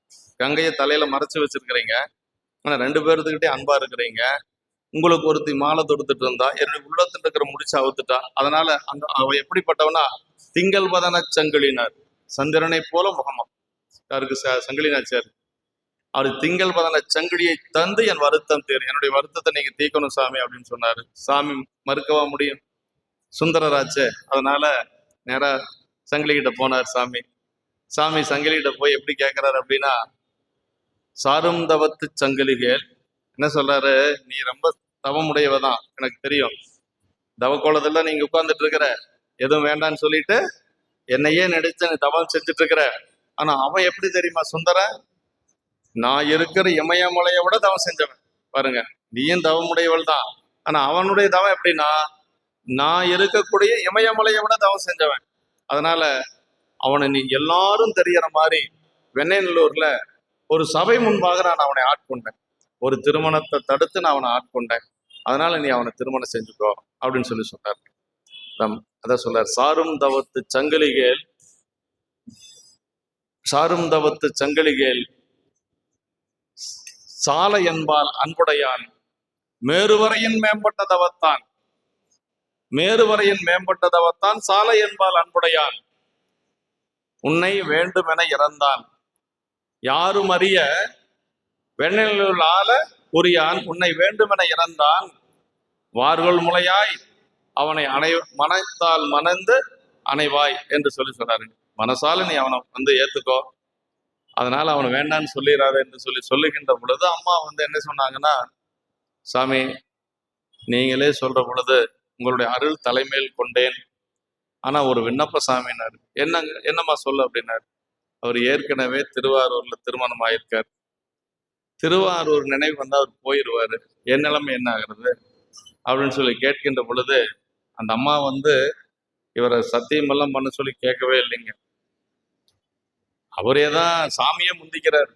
உன்னை பிரிஞ்சு போகாம இருக்கிறதுக்கு ஒரு சபதம் செய்ய சொல்றேன், அதனால நீ அவனை திருமணம் செஞ்சு. அம்மாவும் சரின்னு சொல்லிடுறாங்க. அப்புறம் சாமி போய் சுந்தரர்கிட்ட சொல்றாரு, ஏப்பா திருமணம் செஞ்சுக்கிறேன்னு சொல்லிட்டா, ஆனா ஒற்றியூரை விட்டு நீ வெளியில போக மாட்டேன்னு சொல்லி சபதம் செய்ய சொல்லி சொல்றா. அவங்க கேட்கல, சாமி சொல்றாரு அப்படின்னு சொன்ன உடனே சரின்னு சொல்லிடுறாரு. என்ன பண்றது, திருமணம் ஆகணும் இப்போ, சரின்னு சொல்லிடுறாரு. சரின்னு சொல்லிட்டு என்ன செய்யறாருன்னா, சங்கிலி நாச்சியார்கிட்ட போறாரு. யாரு, சங்கிலி நாச்சியார் சங்கிலி நாச்சியார்கிட்ட சாமி போய், சுந்தரன் சத்தியம் செய்யறதுக்கு வருவான், கோயில்ல வேண்டாம், கோயில் எல்லாம் சத்தியம் செய்யக்கூடாது, மகிழ மரத்தடியில செஞ்சுக்கலான்னு சொல்லு அப்படின்னு சொல்றாரு. இங்க சொல்லிட்டு அங்க போய் அப்படி சொல்லிடுறாரு சாமி. அப்படி சொன்ன உடனேயே சங்கிலி நாச்சியார் சுந்தரர்கிட்ட சொல்றாங்க, சாமி இருக்கிற இடத்துல எல்லாம் சபதம் செய்யக்கூடாது, இந்த மகிழ மரம் இருக்குது பாரு, அங்க செஞ்சுக்கலாம் அப்படின்னு சொன்ன உடனே அவருக்கு மனசுக்குள்ள ஏதோ நடந்திருக்குது. இவர் போய் சாமி என்ன சொல்றாருன்னா, அதுக்கு முன்னாடி நான் சபதம் செய்ய வருவேன், சங்கிலி அழைச்சிட்டு, நீங்க அப்ப கோயில் இருக்கக்கூடாது, எங்க இருக்கணும், மகிழ மரத்தடியில் இருக்கணும்னு சொல்றாரு சுந்தரர். அப்படி சொன்னதுக்கு பிறகு சாமி என்ன செய்யறாருன்னா, சுந்தரம் வருவான், சபதம் செய்யறன்னு சொல்லுவான், நீ கோயில்ல வேண்டாம், மகிழ மரத்துல வச்சுக்கலாம், நீ சொல்லு அப்படின்னு சொல்லி சாமி போய் சங்கிலி கிட்ட சொல்லிடுறாரு. சங்கிலி நாச்சியார் அதே மாதிரி சொல்றாங்க. அப்பதான் சங்கிலி நாச்சியாரை வைத்து கொண்டு, இப்ப சாமி எங்க இருக்கிறாரு, மகிழ மரத்தடிக்கு வந்துட்டாரு. மகிழ மரத்தடிக்கு வந்தாச்சு சாமி. சாமி இருக்கிறது அவங்களுக்கு 2 பேருக்கு தெரியாது, கண்ணுக்கு தெரியாது. இப்ப மகிழ மரத்தை 3 முறை சுத்திட்டு வர்றாரு. அப்ப அம்மா பட்ட துன்பம் இருக்குது பாருங்க, அளவே இல்லைங்கிறாங்க. என்னமோ சொல்லிட்டாங்க, ஆனா நம்ம கண்ணு முன்னாடி சுந்தரர் இப்படி எல்லாம் சத்தியம் செய்து நம்மளை திருமணம் செய்து கொள்ளணுமா என்று சொல்லி காவியின் நேர் கண்ணாரும் கண்டு மனம் மிக கலங்கி ஆவி சோர்ந்து இப்படி எல்லாம் ஆயிடுச்சேன்னு சொல்லி அம்மா ரொம்ப வருத்தப்பட்டாங்க. அப்படியே அதை கண்ணால அவங்க பார்க்கவே முடியல அப்படிங்கிறார் சேக்கிழ பெருமான். இதுக்கு எல்லாத்துக்கும் யாரு காரணம்னா ஒற்றியூர் பெருமான் தான் காரணம். அதற்கு பிறகு அவர் சத்தியம் செய்யறார். சத்தியம் செய்த 2 பேரும் ரொம்ப மகிழ்ச்சியா இருக்கிறாங்க. அப்படி மகிழ்ச்சியா, அது ஒரு உதாரணம் என்னன்னா, சுந்தரமூர்த்தி சாமிகளை பொறுத்த வரைக்கும் எங்க போனாலும் திருவாரூர் பெருமானை பார்த்தே ஆகணுங்க. பரவனாச்சியாரெல்லாம் அப்புறம், திருவாரூர் பெருமானை பிரிஞ்சு அவரால் இருக்க முடியாது. திருவாரூர் பெருமானு தான் அவருக்கு தாய் தந்தை மாதிரிங்க. இப்ப அவருக்கு வசந்த காலம் வந்தோடனே ஆரூர் பெருமான் நினைவுக்கு வந்துட்டார். ஆரூர் பெருமான் அப்படியே அந்த வசந்த காலம் காற்று அப்படியே அவர் மேல படுது. வசந்த காலம் நினைவுக்கு வந்தோடனே அடியார் பெருமக்கள் எல்லாம் நிறைய போவாங்க. சாமியினுடைய ஓலக்க நடக்கும்.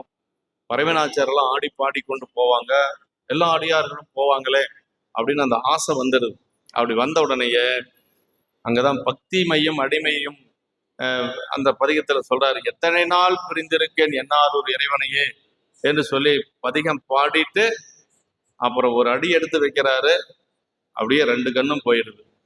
ஏன்னா சபதத்தை மீறினா யாரா இருந்தாலும் ஒரே நியாயம்தான். அது தோழரா இருந்தாலும் சரி, யாரா இருந்தாலும் சபதத்தை மீறியாச்சுன்னா ஒரே நியாயம்தான். 2 கண்ணும் போயிடுது.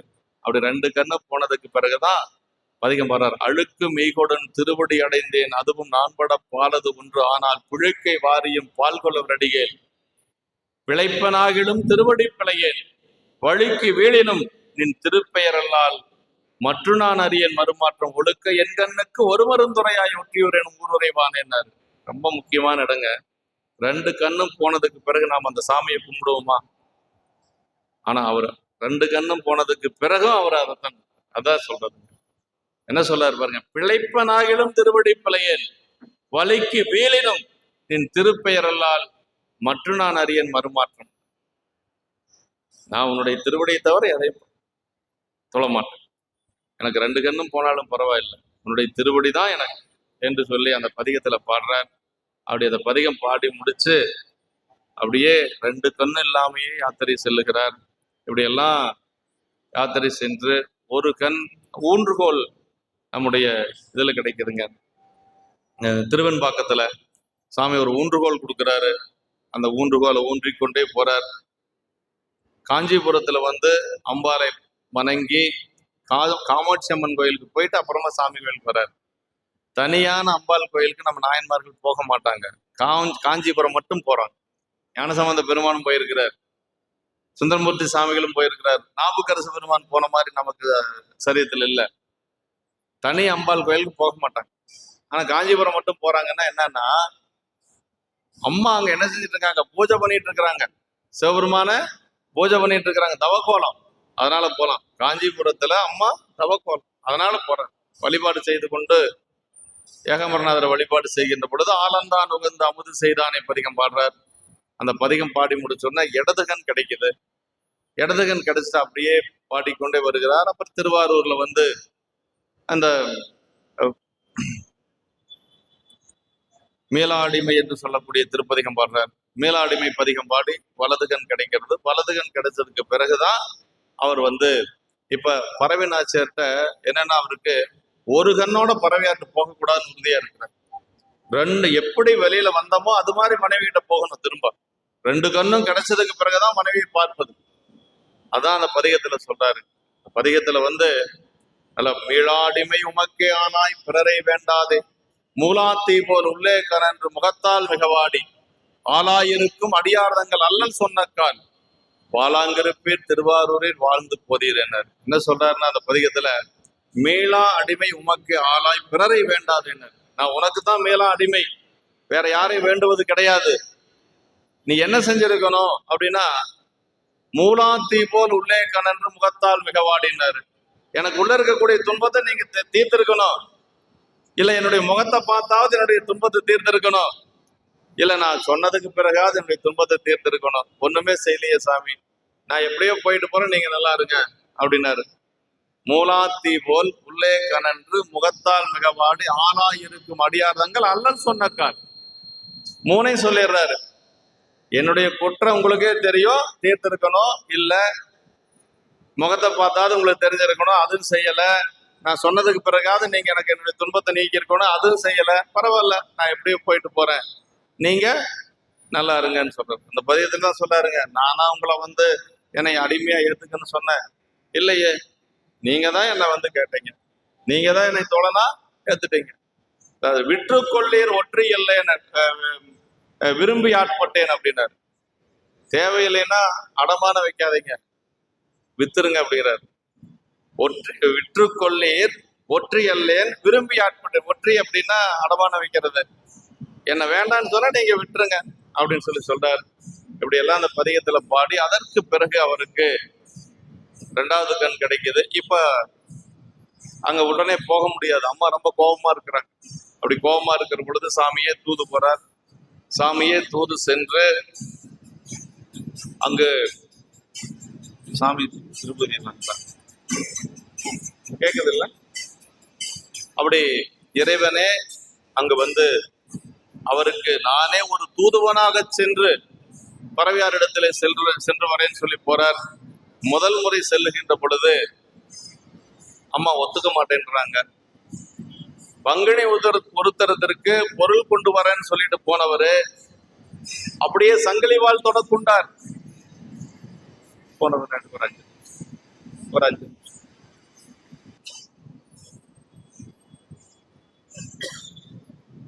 அவரு தூது போற நேரம் எப்படின்னா, அர்த்தசாம பூஜையெல்லாம் முடிஞ்சிருது. அர்த்தசாம பூஜையில அதுலதான் பாடுறாரு. மேலாடிமை பாடியது அர்த்தசாம பூஜையில பெருமான் திருவிழை விண்ணப்பம் வச்சா எந்த காரியமா இருந்தாலும் நமக்கு முடியும், சாமி முடிச்சு கொடுப்பாரு. ஆமா, அதனால அர்த்தசாம பூஜை விட்டுறக்கூடாது. அர்த்தசாம பூஜையில நம்ம வழிபாடு ஏதாவது விண்ணப்பம் இருந்ததுன்னா அர்த்தசாம பூஜையில வைக்கணும். இது அவருக்கு கண்ணு கிடைச்சது அர்த்தசாம பூஜையில பாடித்தான். இப்ப சாமி போறார். சாமி போய் அம்மா கிட்ட போய் ஒரு சிவாச்சாரியர் கோலத்துல போறார். ஒரு சிவாச்சாரியார் கோலத்துல அப்படியே போறார். அது அருமையா சொல்லுவார். இரவு ஆயிடுச்சு. பாதி இரவுனா ஒரு 12 மணிக்கு மேல ஆயிடுச்சு. அம்மா தனியா இருக்கிறாங்க. சாமி இங்கிருந்து புறப்படுற பொழுது ஆரூர் பெருமானா புறப்படுறாரு. போக போக போக போக வழியில அப்படியே மாறிடுறாரு, ஒரு ஐயர் மாதிரி ஆயிடுறாரு, ஒரு ஆதிசைவ ஐயர் மாதிரி சிவாச்சாரியர் மாதிரி ஆயிடுறாரு. அம்மாவுக்கு என்ன தெரியும்? சிவாச்சாரியர்னு தான் தெரியும், சாமின்னு தெரியாது. அதனால அம்மா என்ன நினைச்சாங்களா, கணவனார் வீட்டுல இல்ல, நான் தனியா இருக்கிறேன், இப்படி தனியா இருக்கிற வீட்டுக்கு இப்படி ஒரு சிவாச்சாரியர் வரலாமா, இந்த மாதிரி ஒரு நடுஜாமத்துல இப்படி வரலாமான்னு அம்மா மனசுல பயந்துட்டாங்களாம். ஆனா சேக்கிழார் பெருமான் என்ன சொல்றாருன்னா, சாமி தனியா வரல, எப்பொழுதும் அம்மா கூடவே இருக்கிறா, அம்மால இருந்தா கூட வந்தா, ஆனா பரவினாச்சாருக்கு அது தெரியல அப்படிங்கிற. பாதி மறிவாள் சடையாரை பயில் பூசணையன் பணிபுரிவார், பாதி இரவில் இங்கு அணைந்தது என்ன என்று பயம் எய்தி, பாதியுமையால் திருவுருவில் பரமராவது அறியாது, பாதியுமையால் திருவுருவில் பரமராவது அறியாது, பாதி மதிவால் முதலாரும் பதைத்து வந்து கடை திறந்தார். அருமையான இடங்க. அம்மா நினைச்சாங்களாம், இப்படி நட்ட ஜாமத்துல ஒரு சிவாச்சாரியர் வரலாமா அப்படின்னு. பாதி உமையால் திருவுருவில் பரமராவது அறியாது. சாமிக்கு பேர் என்ன தெரியுங்களா? பாகம்பிரியார். நீங்களா? அம்மாவுக்கு பேரு பாகம்பிரியால். எப்பொழுதும் சாமியை பிரிக்கிறதே கிடையாதுங்க. நமக்கு பார்க்கறதுக்கு சாமி ஒரு பக்கம் அம்மா ஒரு பக்கம் இருக்கிற மாதிரி தான் தெரியும். ஆனா சாமிக்குள்ளேயே ஒரு பாகத்துல அம்மா இருக்கிறா. அதான் நமக்கு அர்த்தநாரீஸ்வரர் திருச்செங்கோடு இல்லைங்களா? பெரிய தத்துவம். உமையொரு பாகனாக இருக்கக்கூடிய ஒரு பெரிய தத்துவம். அப்படி இரவு நேரத்துல அம்மா அப்படி நினைக்கிறாங்க. அம்மா என்ன சொல்றாங்கன்னா, சாமி போன உடனே பங்குனி உத்தரத்துக்கு பொன் கொண்டு வரேன்ட்டு சொல்லி போனவர் சங்கிலி பால் தொடக்குண்டார், அவர் இங்க வரலாமா? நான் அனுமதிக்க மாட்டேன், போயிருங்க நீங்க அப்படின்னு சொல்லி விரட்டி விட்டுறாங்க. சாமி வந்து சுந்தரர்கிட்ட சொல்றாரு, சொன்னப்பா ஒத்துக்க மாட்டேன்ட்டாங்க, நீங்க சொல்லி எப்படி அவன் ஒத்துக்காத போயிருவா? நீங்க சிவபெருமான் கோலத்துல போய் சொல்லியிருந்தா ஒத்துக்குவா, நீங்க வேற கோலத்துல போனா அவன் எப்படி ஒத்துக்குவா? நீங்க சொல்லி ஒத்துக்காத இருக்க முடியுமா? அவருக்கு ரொம்ப கோபம் வந்துடுது. உயிரை விடுவேன் அப்படின்னார், இறந்தே போயிடுவேன், நீங்க இந்த இரவே போய் நாங்க வரணும்னு சொல்லி முடிச்சுட்டு வரணும் அப்படின்னு சொல்லி 2வது முறை சாமி போறாரு. ஒரே இரவுல 2 முறை போறாரு சாமி. ஆமா, யாருக்காகவும் சாமி அப்படி போகணும். ஒரு பிரபஞ்சத்தினுடைய தலைவர் இல்லைங்களா? அதான் படர்ந்த பேரொளி பன்மணி வீதிதான் இடர்ந்த ஏனமும் அன்னமும் தேடுவார், தொடர்ந்து கொண்டவன் தொண்டருக்கு தூது போய் நடந்த செந்தாமரையடி நாருமால் அப்படின்னார் சேக்கிழார் பெருமான். அதாவது திருமாலும் பிரமனும் தேடி காண முடியாத சிவபெருமானுடைய திருவடி தன்னுடைய தொண்டருக்காக அடியாருக்காக ஒரே இரவுல 2 முறை போகுது. இன்னைக்கு வரைக்கும் அந்த அந்த மண் மணந்து கொண்டு இருக்குதான். திருவாரூர் தெற்கு வீதி, தெற்கு வீதியில தான் பரவினாச்சருடைய வீடு. ஆமா, அந்த வீதி இன்னும் மணந்து கொண்டு இருக்கிறது என்று சொல்லி சேக்கிழார் பெருமான் நமக்கு நகர சிறப்புல சொல்றார். அப்படி 2வது முறை சரி விடமாட்டான் சுந்தர் அப்படின்னு சொல்லி மீண்டும் போறார். அப்படி மீண்டும் செல்லுகின்ற பொழுது எப்படி இருந்ததுன்னா, திருவாரூர் அப்படியே கைலாயமே அங்க இறங்கி வந்தது போல இருந்துதான். சாமி போறாராம், சாமிக்கு பின்னாடி முனிவர்கள் எல்லாம் போறாங்க, தேவர்கள் எல்லாரும் போறாங்க, சிவகணங்கள் எல்லாரும் போறாங்க. அப்படியே எல்லாரும் போறாங்களாம். எல்லாத்துக்கு முன்னாடி சுந்தருடைய மனமும் போகுதான். சேக்கிழார் பெருமான் சொல்றாருங்க, சுந்தருடைய மனமும் என்ன ஆகுமோ தெரியல. 2வது முறை போறாரு, அவ என்ன சொல்லி அனுப்புறாளே தெரியல, சுந்தரருடைய மனமும் கூட சென்றது அப்படின்னு சொல்லி சொல்லுவார் சேக்கிழார் பெருமான். அதெல்லாம் நல்லா இருக்கும். அப்படி செல்லுகின்ற பொழுது அம்மாவுக்கு தெரிஞ்சிருது. அப்படி தெரிஞ்ச உடனேயே அப்படியே பெருமானுடைய திருவடியில விழுந்து, சாமி எனக்கு நீங்க அருள் செய்யணும், மன்னித்து அருள் செய்யணும் என்று சொல்லி, நீங்க முதல்ல வந்தப்ப எனக்கு தெரியல என்று சொல்லி அம்மா வந்து, இதற்கு நான் வந்து நீ மறுப்பு தெரிவிக்க முடியுமா, சுந்தரர் வரலாம் அப்படின்னு சொல்லி சொல்றாங்க. அதற்கு பிறகு சுந்தரருக்கு அவர் போறதுக்கு முன்னாடி பரிசனங்கள் எல்லாம் முதல்ல போகணும். இப்போ அவர் வர்றாரு, நீண்ட நாள் கழிச்சு வர்றாரு அப்படின்னா அவருக்கு காய்கறிகள், பல வர்க்கங்கள், அப்புறம் வந்து வெற்றிலை பாக்கு, இதெல்லாம் அந்த தாம்பூல பொருட்கள் எல்லாம் போகணும் இல்லைங்களா? அப்படி தாம்பூல பொருட்கள் செல்லுகின்ற பொழுது எடுத்து கொண்டு போறதுக்கு அடியார் எல்லாம் வர்றாங்க. இந்த இடம் தான் அருமையான இடம். இது புராணத்துல இல்ல, சுந்தருடைய துதியில மட்டும்தான் இருக்கு, புராணத்துல இல்ல. ஏர்வன் வெளிக்காம படத்துல அந்த செய்தி இல்லை, ஆனா துதியில வச்சு சொல்றார் சேக்கிழார் பெருமான். அப்படி எல்லாரும் வந்து ஒவ்வொருத்தரும் ஒரு தட்டை எடுத்துட்டு போறாங்கன்னு வைங்களேன். பலவைகள் எல்லாம் போகுது, தாம்பூலங்கள் எல்லாம் போகுது. 2 பேர் வராங்க. ஒருத்தருக்கு பிறவியிலேயே கண் இல்லைங்க, அவரு கண் குருடு. இன்னொருத்தருக்கு கூணு, நிமிர்ந்து நடக்க முடியாது. அவங்களும் வந்து என்ன கேட்கறாங்கன்னா சுந்தரர்கிட்ட, நாங்களும் வந்து சுந்தரருக்கு பணி செய்யறோம், பரவினாச்சார் வீட்டுக்கு பொருள் எடுத்துட்டு போறோம் அப்படின்னு சொல்லி கேட்கறாங்க. சுந்தரர் சாமிகிட்ட என்ன கேட்டாருன்னா, அவர் பிறவிலேயே குருடு, இந்த நட்ட நடு ஜாமத்துல அவர் ஏற்கனவே குருடாவும் இருக்கிறார், அவர் 2 கண்ணும் இல்லாம எப்படி தாம்பூல பொருள் எடுத்துட்டு போக முடியும் பெருமானே, அவருக்கு நீங்க கண்ணு கொடுக்கணும், உரிமையோட கேட்கிறாரு சுந்தரர். அப்புறம் இன்னொருத்தர் கூணு, கூனோட எப்படி அவர் வந்து தாம்பூல பொருள் எடுத்துட்டு போலாம், அதனால அவருக்கு கூனை நீங்க நீக்கி கொடுக்கணும் அப்படின்னு சொல்லி சொன்ன உடனேயே அவருக்கு பிறவி குருடு நீங்குது, கண்ணு வந்துருச்சு, இவருக்கு கூணும் நிமிர்ந்துருச்சு. என்னன்னா சுந்தரருக்கு கண்ணு வர்றதுக்கு எவ்வளவு பாடுபட்டாரு. அங்க ஒரு கண்ணு காஞ்சிபுரத்துல வந்து, அதற்கு பிறகு பல யாத்திரைகள் வந்து, அப்புறம் திருவாரூர்ல வந்து வலது கண் கிடைச்சது இல்லைங்களா. ஆனா சுந்தரருக்கு தொண்டு செய்ய வந்தாங்க அவங்க 2 பேரும், சுந்தரருக்கு பணி செய்ய. சுந்தரர் யாருக்கு பணி செஞ்சாரு? சிவபெருமானுக்கு பணி செஞ்சார். சிவபெருமானுடைய பெருமைகளை பாடிட்டு இருந்தார், ஆலயங்கள் தோறும் சென்று பெருமான் பெருமைகளை பாடிட்டு இருந்தார். 38,000 பதிகம் பாடியிருக்கார் சுந்தரர், சாதாரணமா இல்லைங்க. 3,80,000 பாட்டு. ஆனா கிடைச்சது என்னமோ நமக்கு வெறும் 100 பதிகம் தான், வெறும் 1000 பாட்டு தான் கிடைச்சிருக்குது. பாடியது 38,000 பதிகம். அப்படி தலங்கள் தோறு சென்று பாடிய சுந்தரர் இறைவனை பாடினார். அவருக்கு அவ்வளவு காலதாமதமா கிடைச்சது. சுந்தரருக்கு தொண்டு செய்ய வந்தவங்களுக்கு உடனடியா கிடைச்சது. அவருக்கு கூணும் நீங்கியது, இவருக்கு பிறவி குருடும் நீங்கியது. அந்த இடத்து சேக்கிழ பெருமார் சொல்லாருங்க, தேனும் குழலும் பிழைத்த திருமொழியால் புலவி தீர்க்க மதிதானும் பனைய பகை தீர்க்கும் சடையார் தூது தரும் திருநாள் கூணும் குருடும் தீர்த்து ஏவல் கொள்வார் குடவு மலர்பாதம் யானும் பரவி தீர்க்கின்றேன் 7 பிறப்பின் முடங்குகோன் அப்படின்னார். அது என்ன சொல்றாருன்னா, அந்த சாமி தூது போன நாள்ல 2 பேர் வந்தாங்க, அவங்களுடைய கூனையும் குருடையும் நீக்கினாரு சுந்தரரு. அவர் திருப்படியை நான் வணங்கிக்கிறேன், அப்படி வணங்கினா 7 பிறப்பில் இருக்கக்கூடிய கூனெல்லாம் எனக்கு நீங்கிரும் அப்படின்னு சொல்லி சொன்னார். அப்படின்னா 7 பிறப்பில் இருக்கக்கூடிய வினைகளும் நீங்கிரும் அப்படின்னு சொல்லி சேக்கிழார் பெருமான் பாடுறார். அப்படின்னா அடியார் தொண்டு எவ்வளவு சிறப்பு அப்படிங்கிறத நம்ம சிந்திச்சு பார்க்கணும்.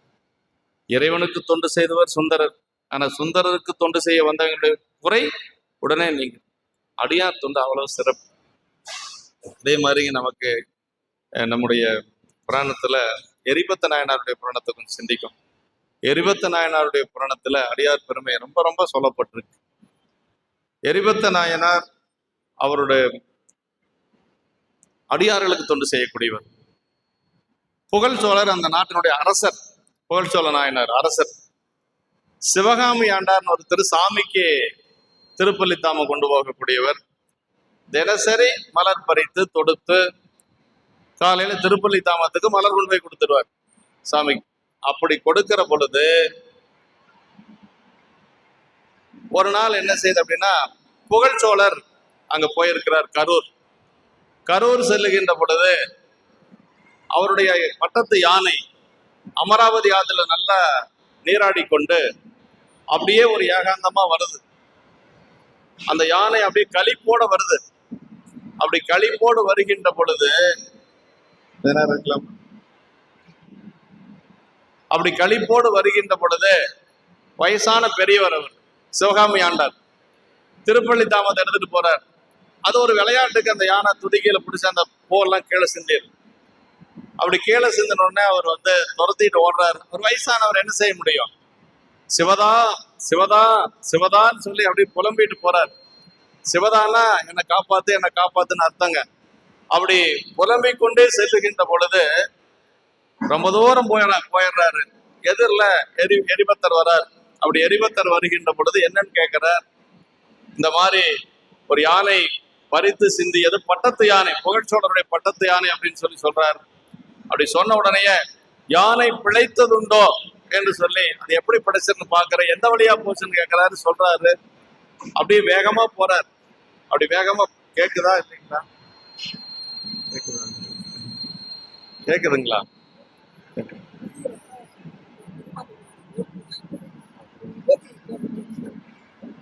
அப்படி செல்லுகின்ற பொழுது அவர் வேகமா போய் யானை மீது குலுங்கி ஏறி அந்த யானையை முதல்ல வெட்டிடுறார்.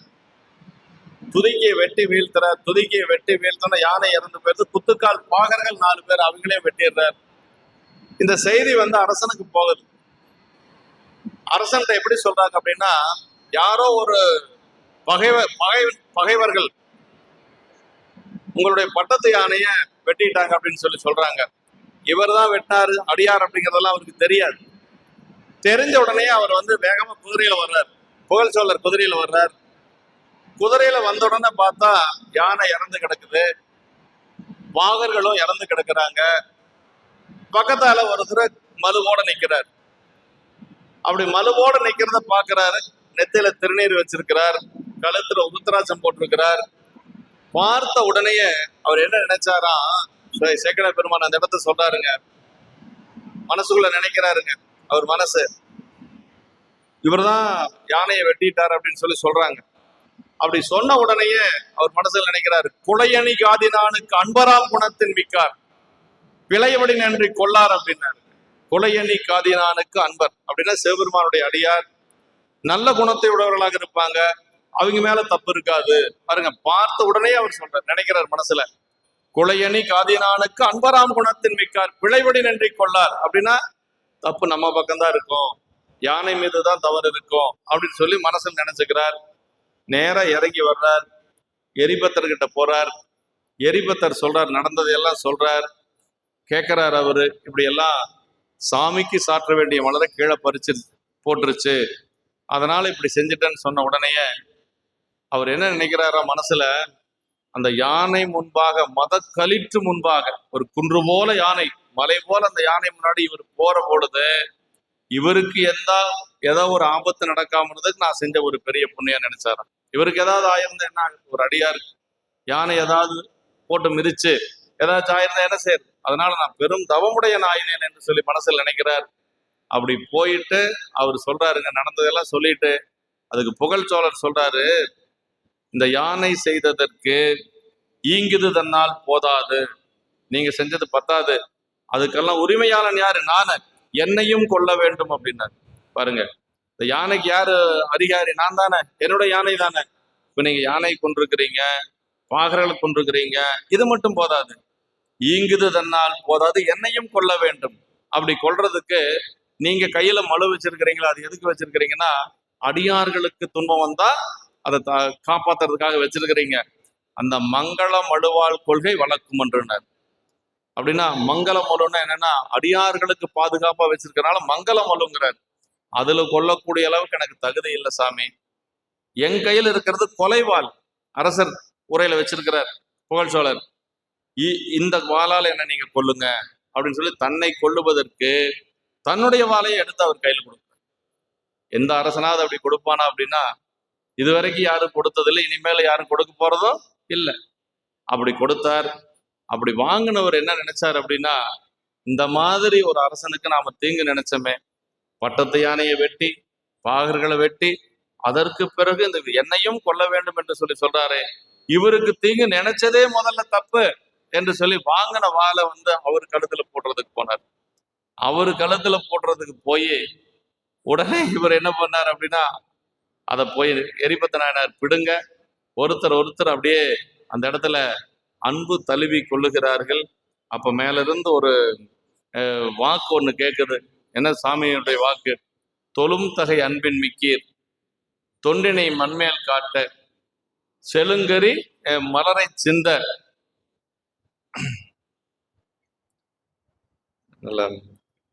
வேணி கூத்தர் அருளால் நிகழ்ந்தது அப்படின்னு சொன்ன உடனேயே அந்த அந்த ஒரு வாக்கு கேட்ட உடனேயே 2 பேரும் வந்து ஓதி இறைவனுடைய திருவருளால் நிகழ்ந்தது என்று சொல்லி அப்படியே 2 பேரும் ஒருவரை ஒருவர் தழுவி கொள்ளுகிறார்கள். அப்படி தழுவி கொண்டு அதற்கு பிறகு யானையும் பாகர்களும் உயிர் பெற்றெழுகிறார்கள். யானையும் உயிர் பெற்றெழுந்தது, குத்துக்கால் பாகர்களும் உயிர் பெற்றெழுந்தார்கள். சிவகாமி ஆண்டாருக்கு மலர்ல கூடையில வந்து மலரெல்லாம் மீண்டும் சேர்ந்துருச்சு. அந்த கொலை களத்துல இருந்து மலரெல்லாம் சிந்திய மலரெல்லாம் மீண்டும் அவர் கூடைக்கு வந்தாச்சு. பூ கீழே விழுந்துருச்சுன்னா மறுபடியும் சாமிக்கு போடக்கூடாது, அப்படி ஒரு விதி இருக்கு சரிங்களா. கால் பட்ட இடத்துல பூ விழுந்துருச்சுன்னா சாமிக்கு போடக்கூடாது. ஆனா அந்த பூ மட்டும் எப்படி மீண்டும் சாமிக்கு போச்சு அப்படின்னா 2 முறை திருவருள் நிகழ்ந்தது. திருவருளால் நிகழ்ந்தது. கீழே சிந்தியதும் திருவருள், மீண்டும் கூடைக்கு வந்ததும் திருவருள். அதனால அந்த பூ சாத்தலாம்னு சொல்லி சிவப்பணிய உரை சொல்றாரு. ஆமா, இப்போ அவர் கூடையில பூ நிறைஞ்சிருச்சு. அவர் என்ன செஞ்சார் அப்படின்னா, திருப்பள்ளி தாமத்துக்கு போயிட்டார். மலரை கொண்டு வந்து திருப்பதி தாமத்துக்கு போயிட்டார். சாமி கோயிலுக்கு போயிட்டார், பூஜை பண்ண இதுக்கு இறைவனுக்கு சாத்துவதற்கு போயிட்டார். இப்ப யானை உயிர் பெற்று எழுந்துருச்சு. யானை பெற்று உயிர் பெற்று எழுந்த உடனே புகழ் சோழர் அப்படி நிக்கிறார். எரிபத்தர் சொல்றாரு, நாம் பார்த்து மகிழ்ச்சி அடையும்படியாக நீங்க இந்த பட்டத்து யானையில போகணும். வர்றபோது எதுல வந்தாரு? குதிரையில வந்தார். வர்றபோது வேகமா வரணும், அதனால குதிரையில வந்தார். இப்ப எல்லாரும் பார்க்கிற மாதிரி பட்டத்து யானையில் நீங்க ஏறி போகணும், நான் பார்க்கணுங்கிறாரு. அவர் பட்டத்து யானையில ஏறுறாரு. அவர் அரசவைக்கு போயிடுறாரு. இப்ப எஞ்சி இருக்கிறது யாருன்னா இவர் மட்டும்தான் இருக்கிறார். யாரு? எரிபத்தர் மட்டும்தான் இருக்கிறாரு. அவருக்கு அரசாங்க வேலை, எப்ப வேணாலும் செஞ்சுக்கலாம். இவருக்கு இறைவனுக்கு தொண்டு செய்வது, அதுக்கு கால நேரம் கிடையாது. எப்ப வேணாலும் இந்த கால ஒரு நாளைக்கு 6 கால வழிபாடு இல்லைங்களா? எந்த காலத்துல வேணாலும் வழிபாடு செய்யலாம். திருப்பள்ளி எழுச்சியில முடியலைன்னா அடுத்த கால பூஜையில செய்யலாம். அப்புறம் அர்த்தசாம பூஜையில வரைக்கும் 6 கால வழிபாடு எப்ப வேணாலும் செய்யலாம். அவரு சிவகாமியினர் போயிட்டாரு. இவருக்கு என்னன்னா, அடியார்களுக்கு ஏதாவது துன்பம்னா மட்டும்தான் இவருக்கு பணி. ஏன்னா அடியார் பணி இல்லைங்களா? அடியார் பணி அப்படின்னா வாய்ப்பு கிடைக்கிற பொழுது மட்டும்தான் செய்ய முடியும். அந்த இடத்த அருமையா சொல்றார் சேக்கிழார் பெருமான். தம்பிரான் பணிமேற்கொண்டு சிவகாமி யாரும் சார, எம்பிரான் அன்பரான எரிபத்தர் தாமம் என்ன, அம்பலம் நிறைந்தார் தொண்டர் அறிவதற்கு அறியார் என்று செம்பியன் பெருமையுண்ணி திருப்பணி நோக்கி சென்றார் அப்படின்னாருங்க. அதாவது என்ன சொல்லாருன்னா, இந்த பாட்டுல தம்பிரான் பணி மேற்கொண்டு சிவகாமி யாரும் சாரன். தம்பிரான சிவபெருமான், அவர் பணி செய்யறதுக்கு சிவகாமி ஆண்டர் பூ எடுத்துட்டு போயிட்டார். அப்புறம் என்ன, புகழ் சோழர் யானை மேல ஏறி அரசாங்க பணிக்கு போயிட்டார். அம்பலம் நிறைந்தார் தொண்டர் அறிவதற்கு அறியார் என்று அவர் நினைச்சாரா மனசுல, சிவபெருமானுடைய அடியார்கள் இருக்கிறாங்க பாருங்க, அவங்க பெருமை யாராலையும் சொல்ல முடியும். அம்பலம் நிறைந்தார் தொண்டர் அறிவதற்கறியார் என்று செம்பியன் பெருமை உண்ணினார். சோழர் மன்ன அரசர், நம்ம சாதாரணமான ஒரு அடியாரு, அவர் யாரு? பேரரசர் புகழ் சோழர். இப்படியெல்லாம் அரசர் இருக்கிறாங்களான்னு அவருடைய அன்பை நினைச்சு நினைச்சு அப்படியே எரிபத்தர் மனசுல வருத்தப்படுறாரு. அந்த இடத்துல உரையாசிரியர் சொல்றாரு, உருவம் மட்டும்தான் அவர் அரசரா இருந்தது, உள்ளுக்குள்ள இருந்த பூரா அடியார் என்ற பண்பே நிறைந்திருந்தது அப்படின்னு சொல்றாரு. ஒரு உருவம் மட்டும்தான் அரசர், ஆனா உள்ளுக்குள்ள இருந்தது பூரா அடியார் என்ற பண்பே இருந்தது அப்படின்னாரு. அப்படி அவர் திருப்பணின்னு சொல்றாருங்க. அடியாருக்கு செய்யக்கூடிய பணியை திருப்பணி நோக்கி சென்றார் அப்படின்னாரு. அடியார் பணி செய்யறதுக்கு தேடிட்டு போனாராம். அவரு சிவபெருமானுக்கு எப்ப வேணாலும் பணி செய்யலாம், அரசாங்க பணி எப்ப வேணாலும் செய்யலாம். அடியார் பணி திருப்பணி நோக்கி சென்றார் அப்படின்னு தேடிட்டு போனார் அப்படிங்கிறார். கடைசியா சரித நிறைவுல சேக்கிழார் பெருமான் சொல்றாருங்க, ஆளுடை தொண்டர் செய்த ஆண்மையும் தன்னை கொள்ள வாளினை கொடுத்து நின்ற வளவனார் பெருமைதானும் நாளும் மற்றவருக்கு நல்கும் நம்பர்தாம் அணக்கில் அன்றி நீளுமி தொண்டின் இந்த நீளுமி தொண்டின் நீர்மை நினைக்கிலார் அளக்க வந்தார் அப்படின்னு. அதாவது என்ன சொல்றாருன்னா, ஆளுடை தொண்டர் செய்த ஆண்மையும், அவர் செய்த ஆண்மை இருக்கு யாரு? எரிபத்த நாயனார் சொல்றார். ஆளுடை தொண்டர்னா ரொம்ப வீரமான ஒரு அந்த தொண்டு செய்யக்கூடிய ஆளுடை தொண்டர் செய்த ஆண்மையும் தன்னை கொல்ல தன்னுடைய வாளை கொடுத்து நின்ற வளவனார் சோழருடைய பெருமை, புகழ் சோழருடைய பெருமையும் இவங்களுடைய அன்பை நாளும் மற்றவர்க்கு நல்கும். தினசரி நமக்கெல்லாம் படி அளக்கிறான் இல்லையா சிவபெருமான், அவரை தவிர வேற யாரும் நினைச்சாலும் அளக்க முடியாது அப்படின்ட்டார். இப்ப சிவபெருமானை தவிர யாராலும் அடியாருடைய பெருமைகளை அளக்க முடியாது என்று சொல்லி அந்த சரியத்துல சொல்றாரு அப்படின்னா, அப்ப இறைவனுடைய பெருமைகளை கூட சொல்லலாம ஒழிய அடியாருடைய பெருமைகளை சொல்ல முடியாது. அதான் அவைப்பாட்டி சொன்னான், இந்த உலகத்திலேயே பெருசு என்ன அப்படின்னா, பெரிது பெரிது புவனம் பெரிது புவனமோ நான்முகன் படைப்பு நான்முகனோ கரியமால் உந்தியில் உதித்தோன் கரியமாலோ அலைகடல் துயின்றோன் அலைகடலோ குறுமுனியின் கையில் அடக்கம் குறுமுனியோ கலசத்தில் பிறந்தோன் கலசமோ புவியின் ஒரு துளி மண் புவியோ அரவினுக்கு ஒருதலை பாரம் அரவமோ உமையவள் சிறுவரல் மோதிரம் உமையவளோ இறைவனுள் ஒடுக்கம் இறைவனோ தொண்டர்தம் உள்ளத்தில் ஒடுக்கம் தொண்டர்தம் பெருமையோ சொல்லவும் பெரிதோ அப்படின்னா அவைப்பாட்டி சொன்னான். இந்த உலகத்திலேயே ரொம்ப பெருசு என்னன்னா அடியாருடைய பெருமைகள் தானுங்க. அது நம்ம என்னைக்கு உணர முடியுமோ அன்னைக்கு தான் உணர முடியும். இப்போ நான் ஒரு சொற்பொழிவு கேட்டு உடனே நம்ம அதை உணர்ந்துட முடியுமான்னா கண்டிப்பா முடியாது. பல நூல்கள் படிக்கணும், பல இது பக்குவப்பட்டு அதற்கு பிறகுதான் நமக்கு அது பெருசுன்னு தெரியுங்க.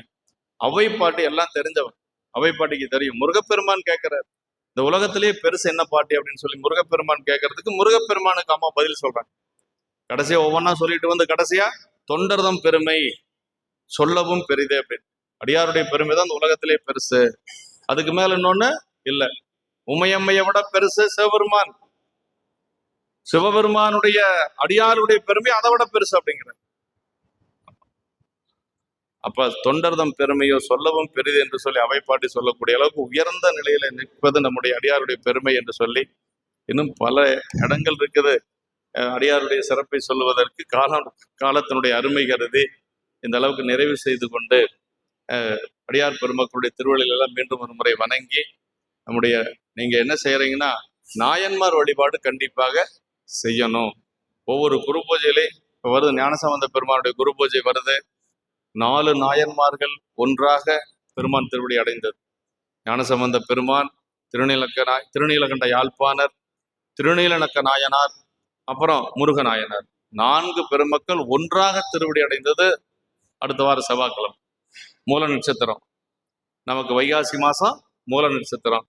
முருகநாயனார் திருமணம்னு இருக்குது. முருகநாயனாருடைய திருமணத்துடைய சிறப்பு என்ன தெரியுங்களா?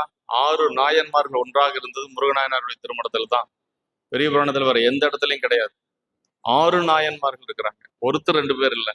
ஞானசம்பந்த பெருமான், ஞானசம்பந்த பெருமான், திருநீலகண்ட யாழ்ப்பாணர், நாவுக்கரசு பெருமான், திருநீலக்க நாயனார், சிறு தொண்ட நாயனார், முருகநாயனார், 6 பேரும் ஒன்றாக இருந்து என்ன செஞ்சாங்க அப்படின்னா பதிகங்கள் பாடிக்கொண்டிருந்தாங்க, அடியாருடைய பெருமைகளை பேசிக் கொண்டிருந்தார்கள்.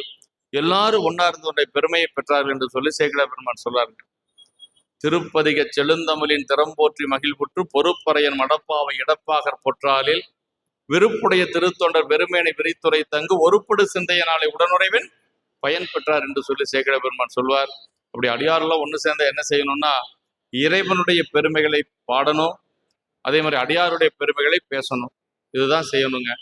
அதனால அடியார் பெருமக்களுடைய நமக்கு சைவத்துல மீண்டும் சொல்லிக்கிற 2 வழிபாடு, அந்த 2 வழிபாட்டுல ஒரு வழிபாடு சிவபெருமான் வழிபாடு, இன்னொன்று அடியார் வழிபாடு. அந்த சிவபெருமான் வழிபாட்டுக்கும் அடியார் வழிபாட்டு 2ஐயும் நம்ம செய்யணும். அந்த அடியார் வழிபாட்டை வலியுறுத்த வந்த சரிதம் தான் விரல்மட நாயனுடைய சரிதம். அதான் சொல்ற, ஞாழமுய்ய நாமுய்ய நம்பி சைவன் நெறியின் சீலமுய்ய திருத்தொண்ட தொகைமென்பாட செழுமறைகள் ஓலமுடம் உணர்வறியார்தாம் அடியாருடன் நாம் உளது என்றால் ஆலம் அமுது செய்து வரான் அடியார் பெருமை அறிந்தார் யார் என்று சொல்லி இந்த சரியத்துல சொல்லப்பட்டிருக்கிறது என்று சொல்லி விரல்மண்ட நாயனாருடைய திருவடியில வணங்கி, நம்பி ஆரூருடைய பொன்னார் திருவடி தாமர்களை மனமொழி மைகளாலே வணங்கி, அதே மாதிரி நம்முடைய அடியார் பெருமக்கள் எல்லாம் வணங்கி அமைகின்றோம். என்றும் இன்பம் பெருகும் இயல்பினால் ஒன்று காதலி துள்ளமும் வங்கிட மன்றுளார் அடியார் அவர் வான் புகழ் நின்றதெங்கும் நிலவி உலகலாம். திருச்சிற்றம். போற்றுதலுக்கும் வழிபாட்டுக்கும் உரிய நம்முடைய திருநாத் என்று போற்றப்படக்கூடிய பவானியிலிருந்து எழுந்திருக்கக்கூடிய எங்களுக்கெல்லாம் வழிகாட்டியாகவும் பெரிய புராணத்தினை எப்படி படித்து எப்படி அதன்படி வாழ வேண்டும் என்று எங்களுக்கெல்லாம் கற்றுக் கொடுத்து கொண்டிருக்கக்கூடிய உடைய மதிப்பிற்குரிய வேலுச்சமையாவுடைய திருவடிகளை மனமொழிமைகளாலே வணங்கி, இங்கு ஐயாவுடைய சொற்பொழிவினை கேட்க வந்திருக்கக்கூடிய அத்துணை அடியார்களுடைய திருவடிகளையும் வணங்கி, இந்த அர்த்தசாம வழிபாட்டு குழு மற்றும் முருகநாயனாருடைய திருமணத்திலிருந்து நம்முடைய சுகவனேஸ்வர பெருமானுடைய திருக்கோயில் உற்சவ வழிபாட்டினை ஒட்டி 3வது நாள் வழிபாடாக ஐயா ரொம்ப சிறப்பான முறையில் சொற்பொழிவு செய்தார். ஏன்னா அன்பர்கள் தான் ரொம்ப ரொம்ப குறைவு சொல்லுவாங்க, தவம் உடையார்க்கு என்று சொல்லுவாங்க. இதுபோல பெரிய புராணத்தில் வரக்கூடிய மிக நுணுகிய செய்திகள் எல்லாம் பெரிய புராணத்தை நம்ம தொடர் வகுப்பாக கேட்டாதான் நமக்கு தெரியும். பெரும்பாலும் நம்ம பகுதியில பெரிய புராணம் வகுப்பு அதிகம் எடுக்கிறதில்ல. நம்ம முருகனுடைய மடத்துல நடந்துட்டு இருக்கு. அதுக்கும் அன்பர்கள் பெரும்பாலும் செய்திகள் சரியா சேர்றது இல்லையே என்னன்னு தெரியல. எதுக்காக சொல்றேன்னா, பெரிய புராணத்தினை கேட்டா மட்டும்தான் நமக்கு அந்த அடிமை பண்பு, அடிமைத்திறம் வரும். இப்ப பாத்தீங்கன்னா, நேற்று நம்முடைய ஞானாசிரியர் ஐயா பேசினார். இன்னைக்கு நம்ம ஐயா பேசியிருக்கிறார். அதாவது கொங்கு நாட்டுக்கு கிடைத்த, ஏதாவது நம்முடைய சைவத்தினுடைய 2 கண்கள் எம்பெருமான் திருஞான சம்பந்த பெருமான், திருநாவுக்கரசு நாயனார் என்று சேக்கிழா பெருமான் நமக்கு பெரிய புராணத்திலே நமக்கு எடுத்து சொல்லி உள்ளார். அதுபோல இப்பொழுது நம்முடைய கொங்கு நாட்டில் இருக்கக்கூடிய சைவ சமயத்தினை நாயன்மாருடைய புகழை பேசி, அது மட்டுமல்லாமல் சைவ சித்தாந்த வகுப்புகள் எல்லாம் தொடர் வகுப்பாக நிறைய வகுப்புகள் எடுத்துக்கொண்டிருக்கக்கூடிய 2 அன்பர்கள் நமக்கு நம்முடைய ஞானாசிரியர் ஐயாவும் நம்முடைய போற்றலுக்கும் மதிப்பிற்கும் உரிய இன்றைய சொற்பொழிவாளர் நம்முடைய வேலுச்சாமி ஐயா அவர்களும் நிறைய சமய சொற்பொழிவுகளை நடத்தி வராங்க. ஆனா அதெல்லாம் நிறைய செய்திகளை சொல்லணும்னு தான் ஐயா வந்தாரு. பாருங்க, இன்னைக்கு வகுப்பு ஆரம்பிச்சிருக்குன்னா 6:30 மணிக்கு வகுப்பு ஆரம்பிச்சிருக்கணும். ஆனா அன்பர்கள் குறைவா இருந்ததுனால இந்த சொற்பொழிவு கொஞ்சம் காலதாமதமாக தான் நடந்தது. இருந்தாலும் நிறைய செய்திகளை சொல்லணும் அப்படின்னு சொல்லிதான் ஐயா வந்தாரு. ஆனா அதுக்குண்டான சூழ்நிலையும் சரியா அமையல. இருந்தாலும் அவர் ஐயா சொல்ல வேண்டிய செய்திகளை எல்லாம் சிறப்பான முறையில் சொன்னார். நம்ம பெரிய புராணத்துல நிறைய கேட்டிருக்கலாம். அதாவது நமக்கு கண் ஒளி மறைந்து கண் பெற்றது யாருன்னு கேட்டோம்னா எம்பெருமான் சுந்தரமூர்த்தி நாயனார் அப்படிம்போம். அதுபோல கூன் நிமிர்ந்தது, கூன் பிறவி கூன் நிமிர்ந்தது அப்படின்னா நம்முடைய நின்றசீர் நெடுமாற நாயனார், அதாவது அவர் முன்ன கூன் பாண்டியனா இருந்தார் அப்படிங்கிற செய்தியை திருஞான சம்பந்த பெருமானுடைய புராணத்துல நமக்கு சிறப்பா சொல்லப்பட்டிருக்கும். அது நமக்கு தெரியும்.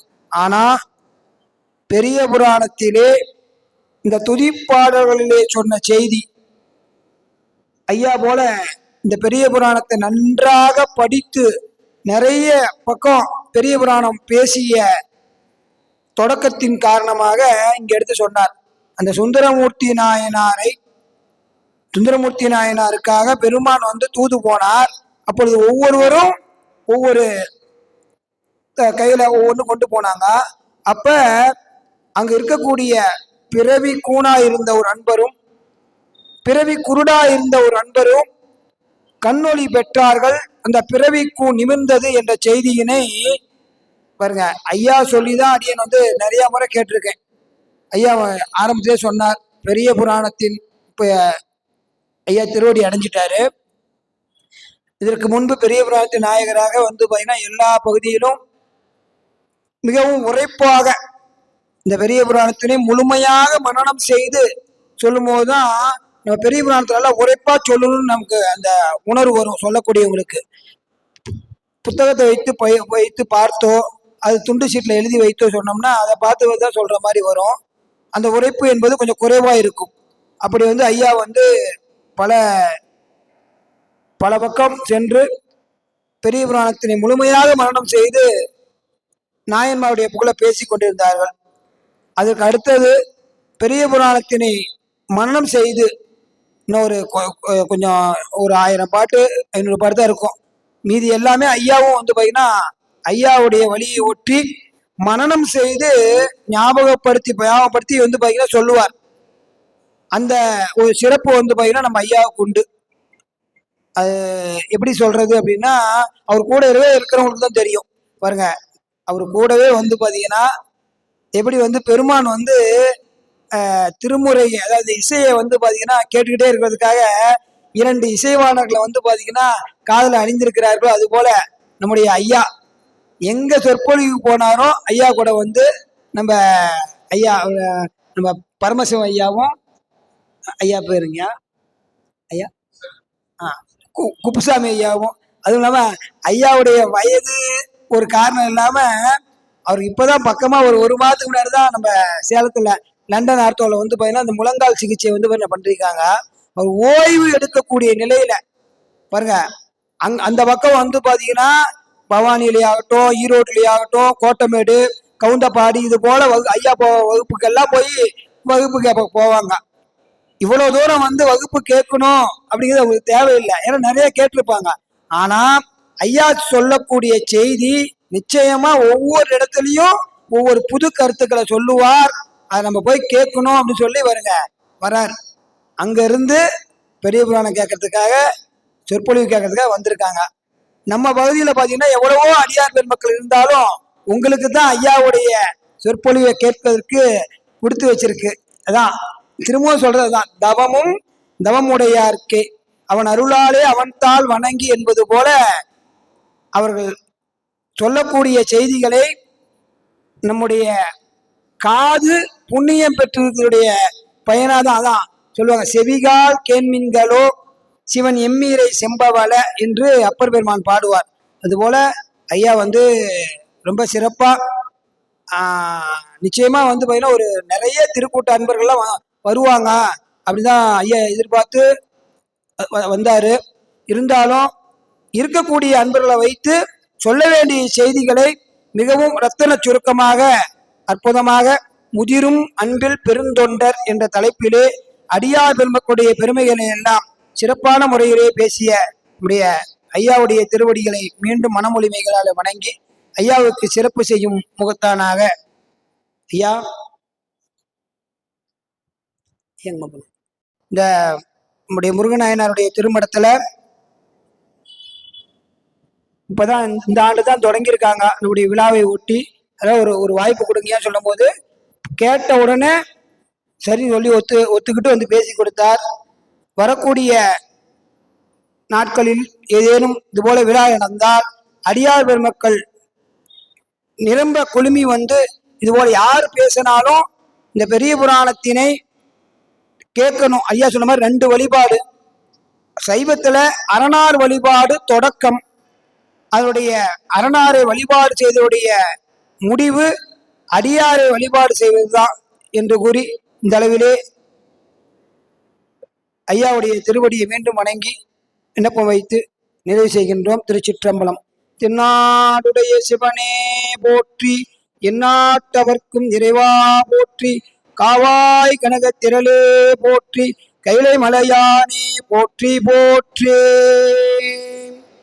அடியார் பெருமக்களுக்கெல்லாம் திறமுது ரெடி பண்ணியிருக்காங்க.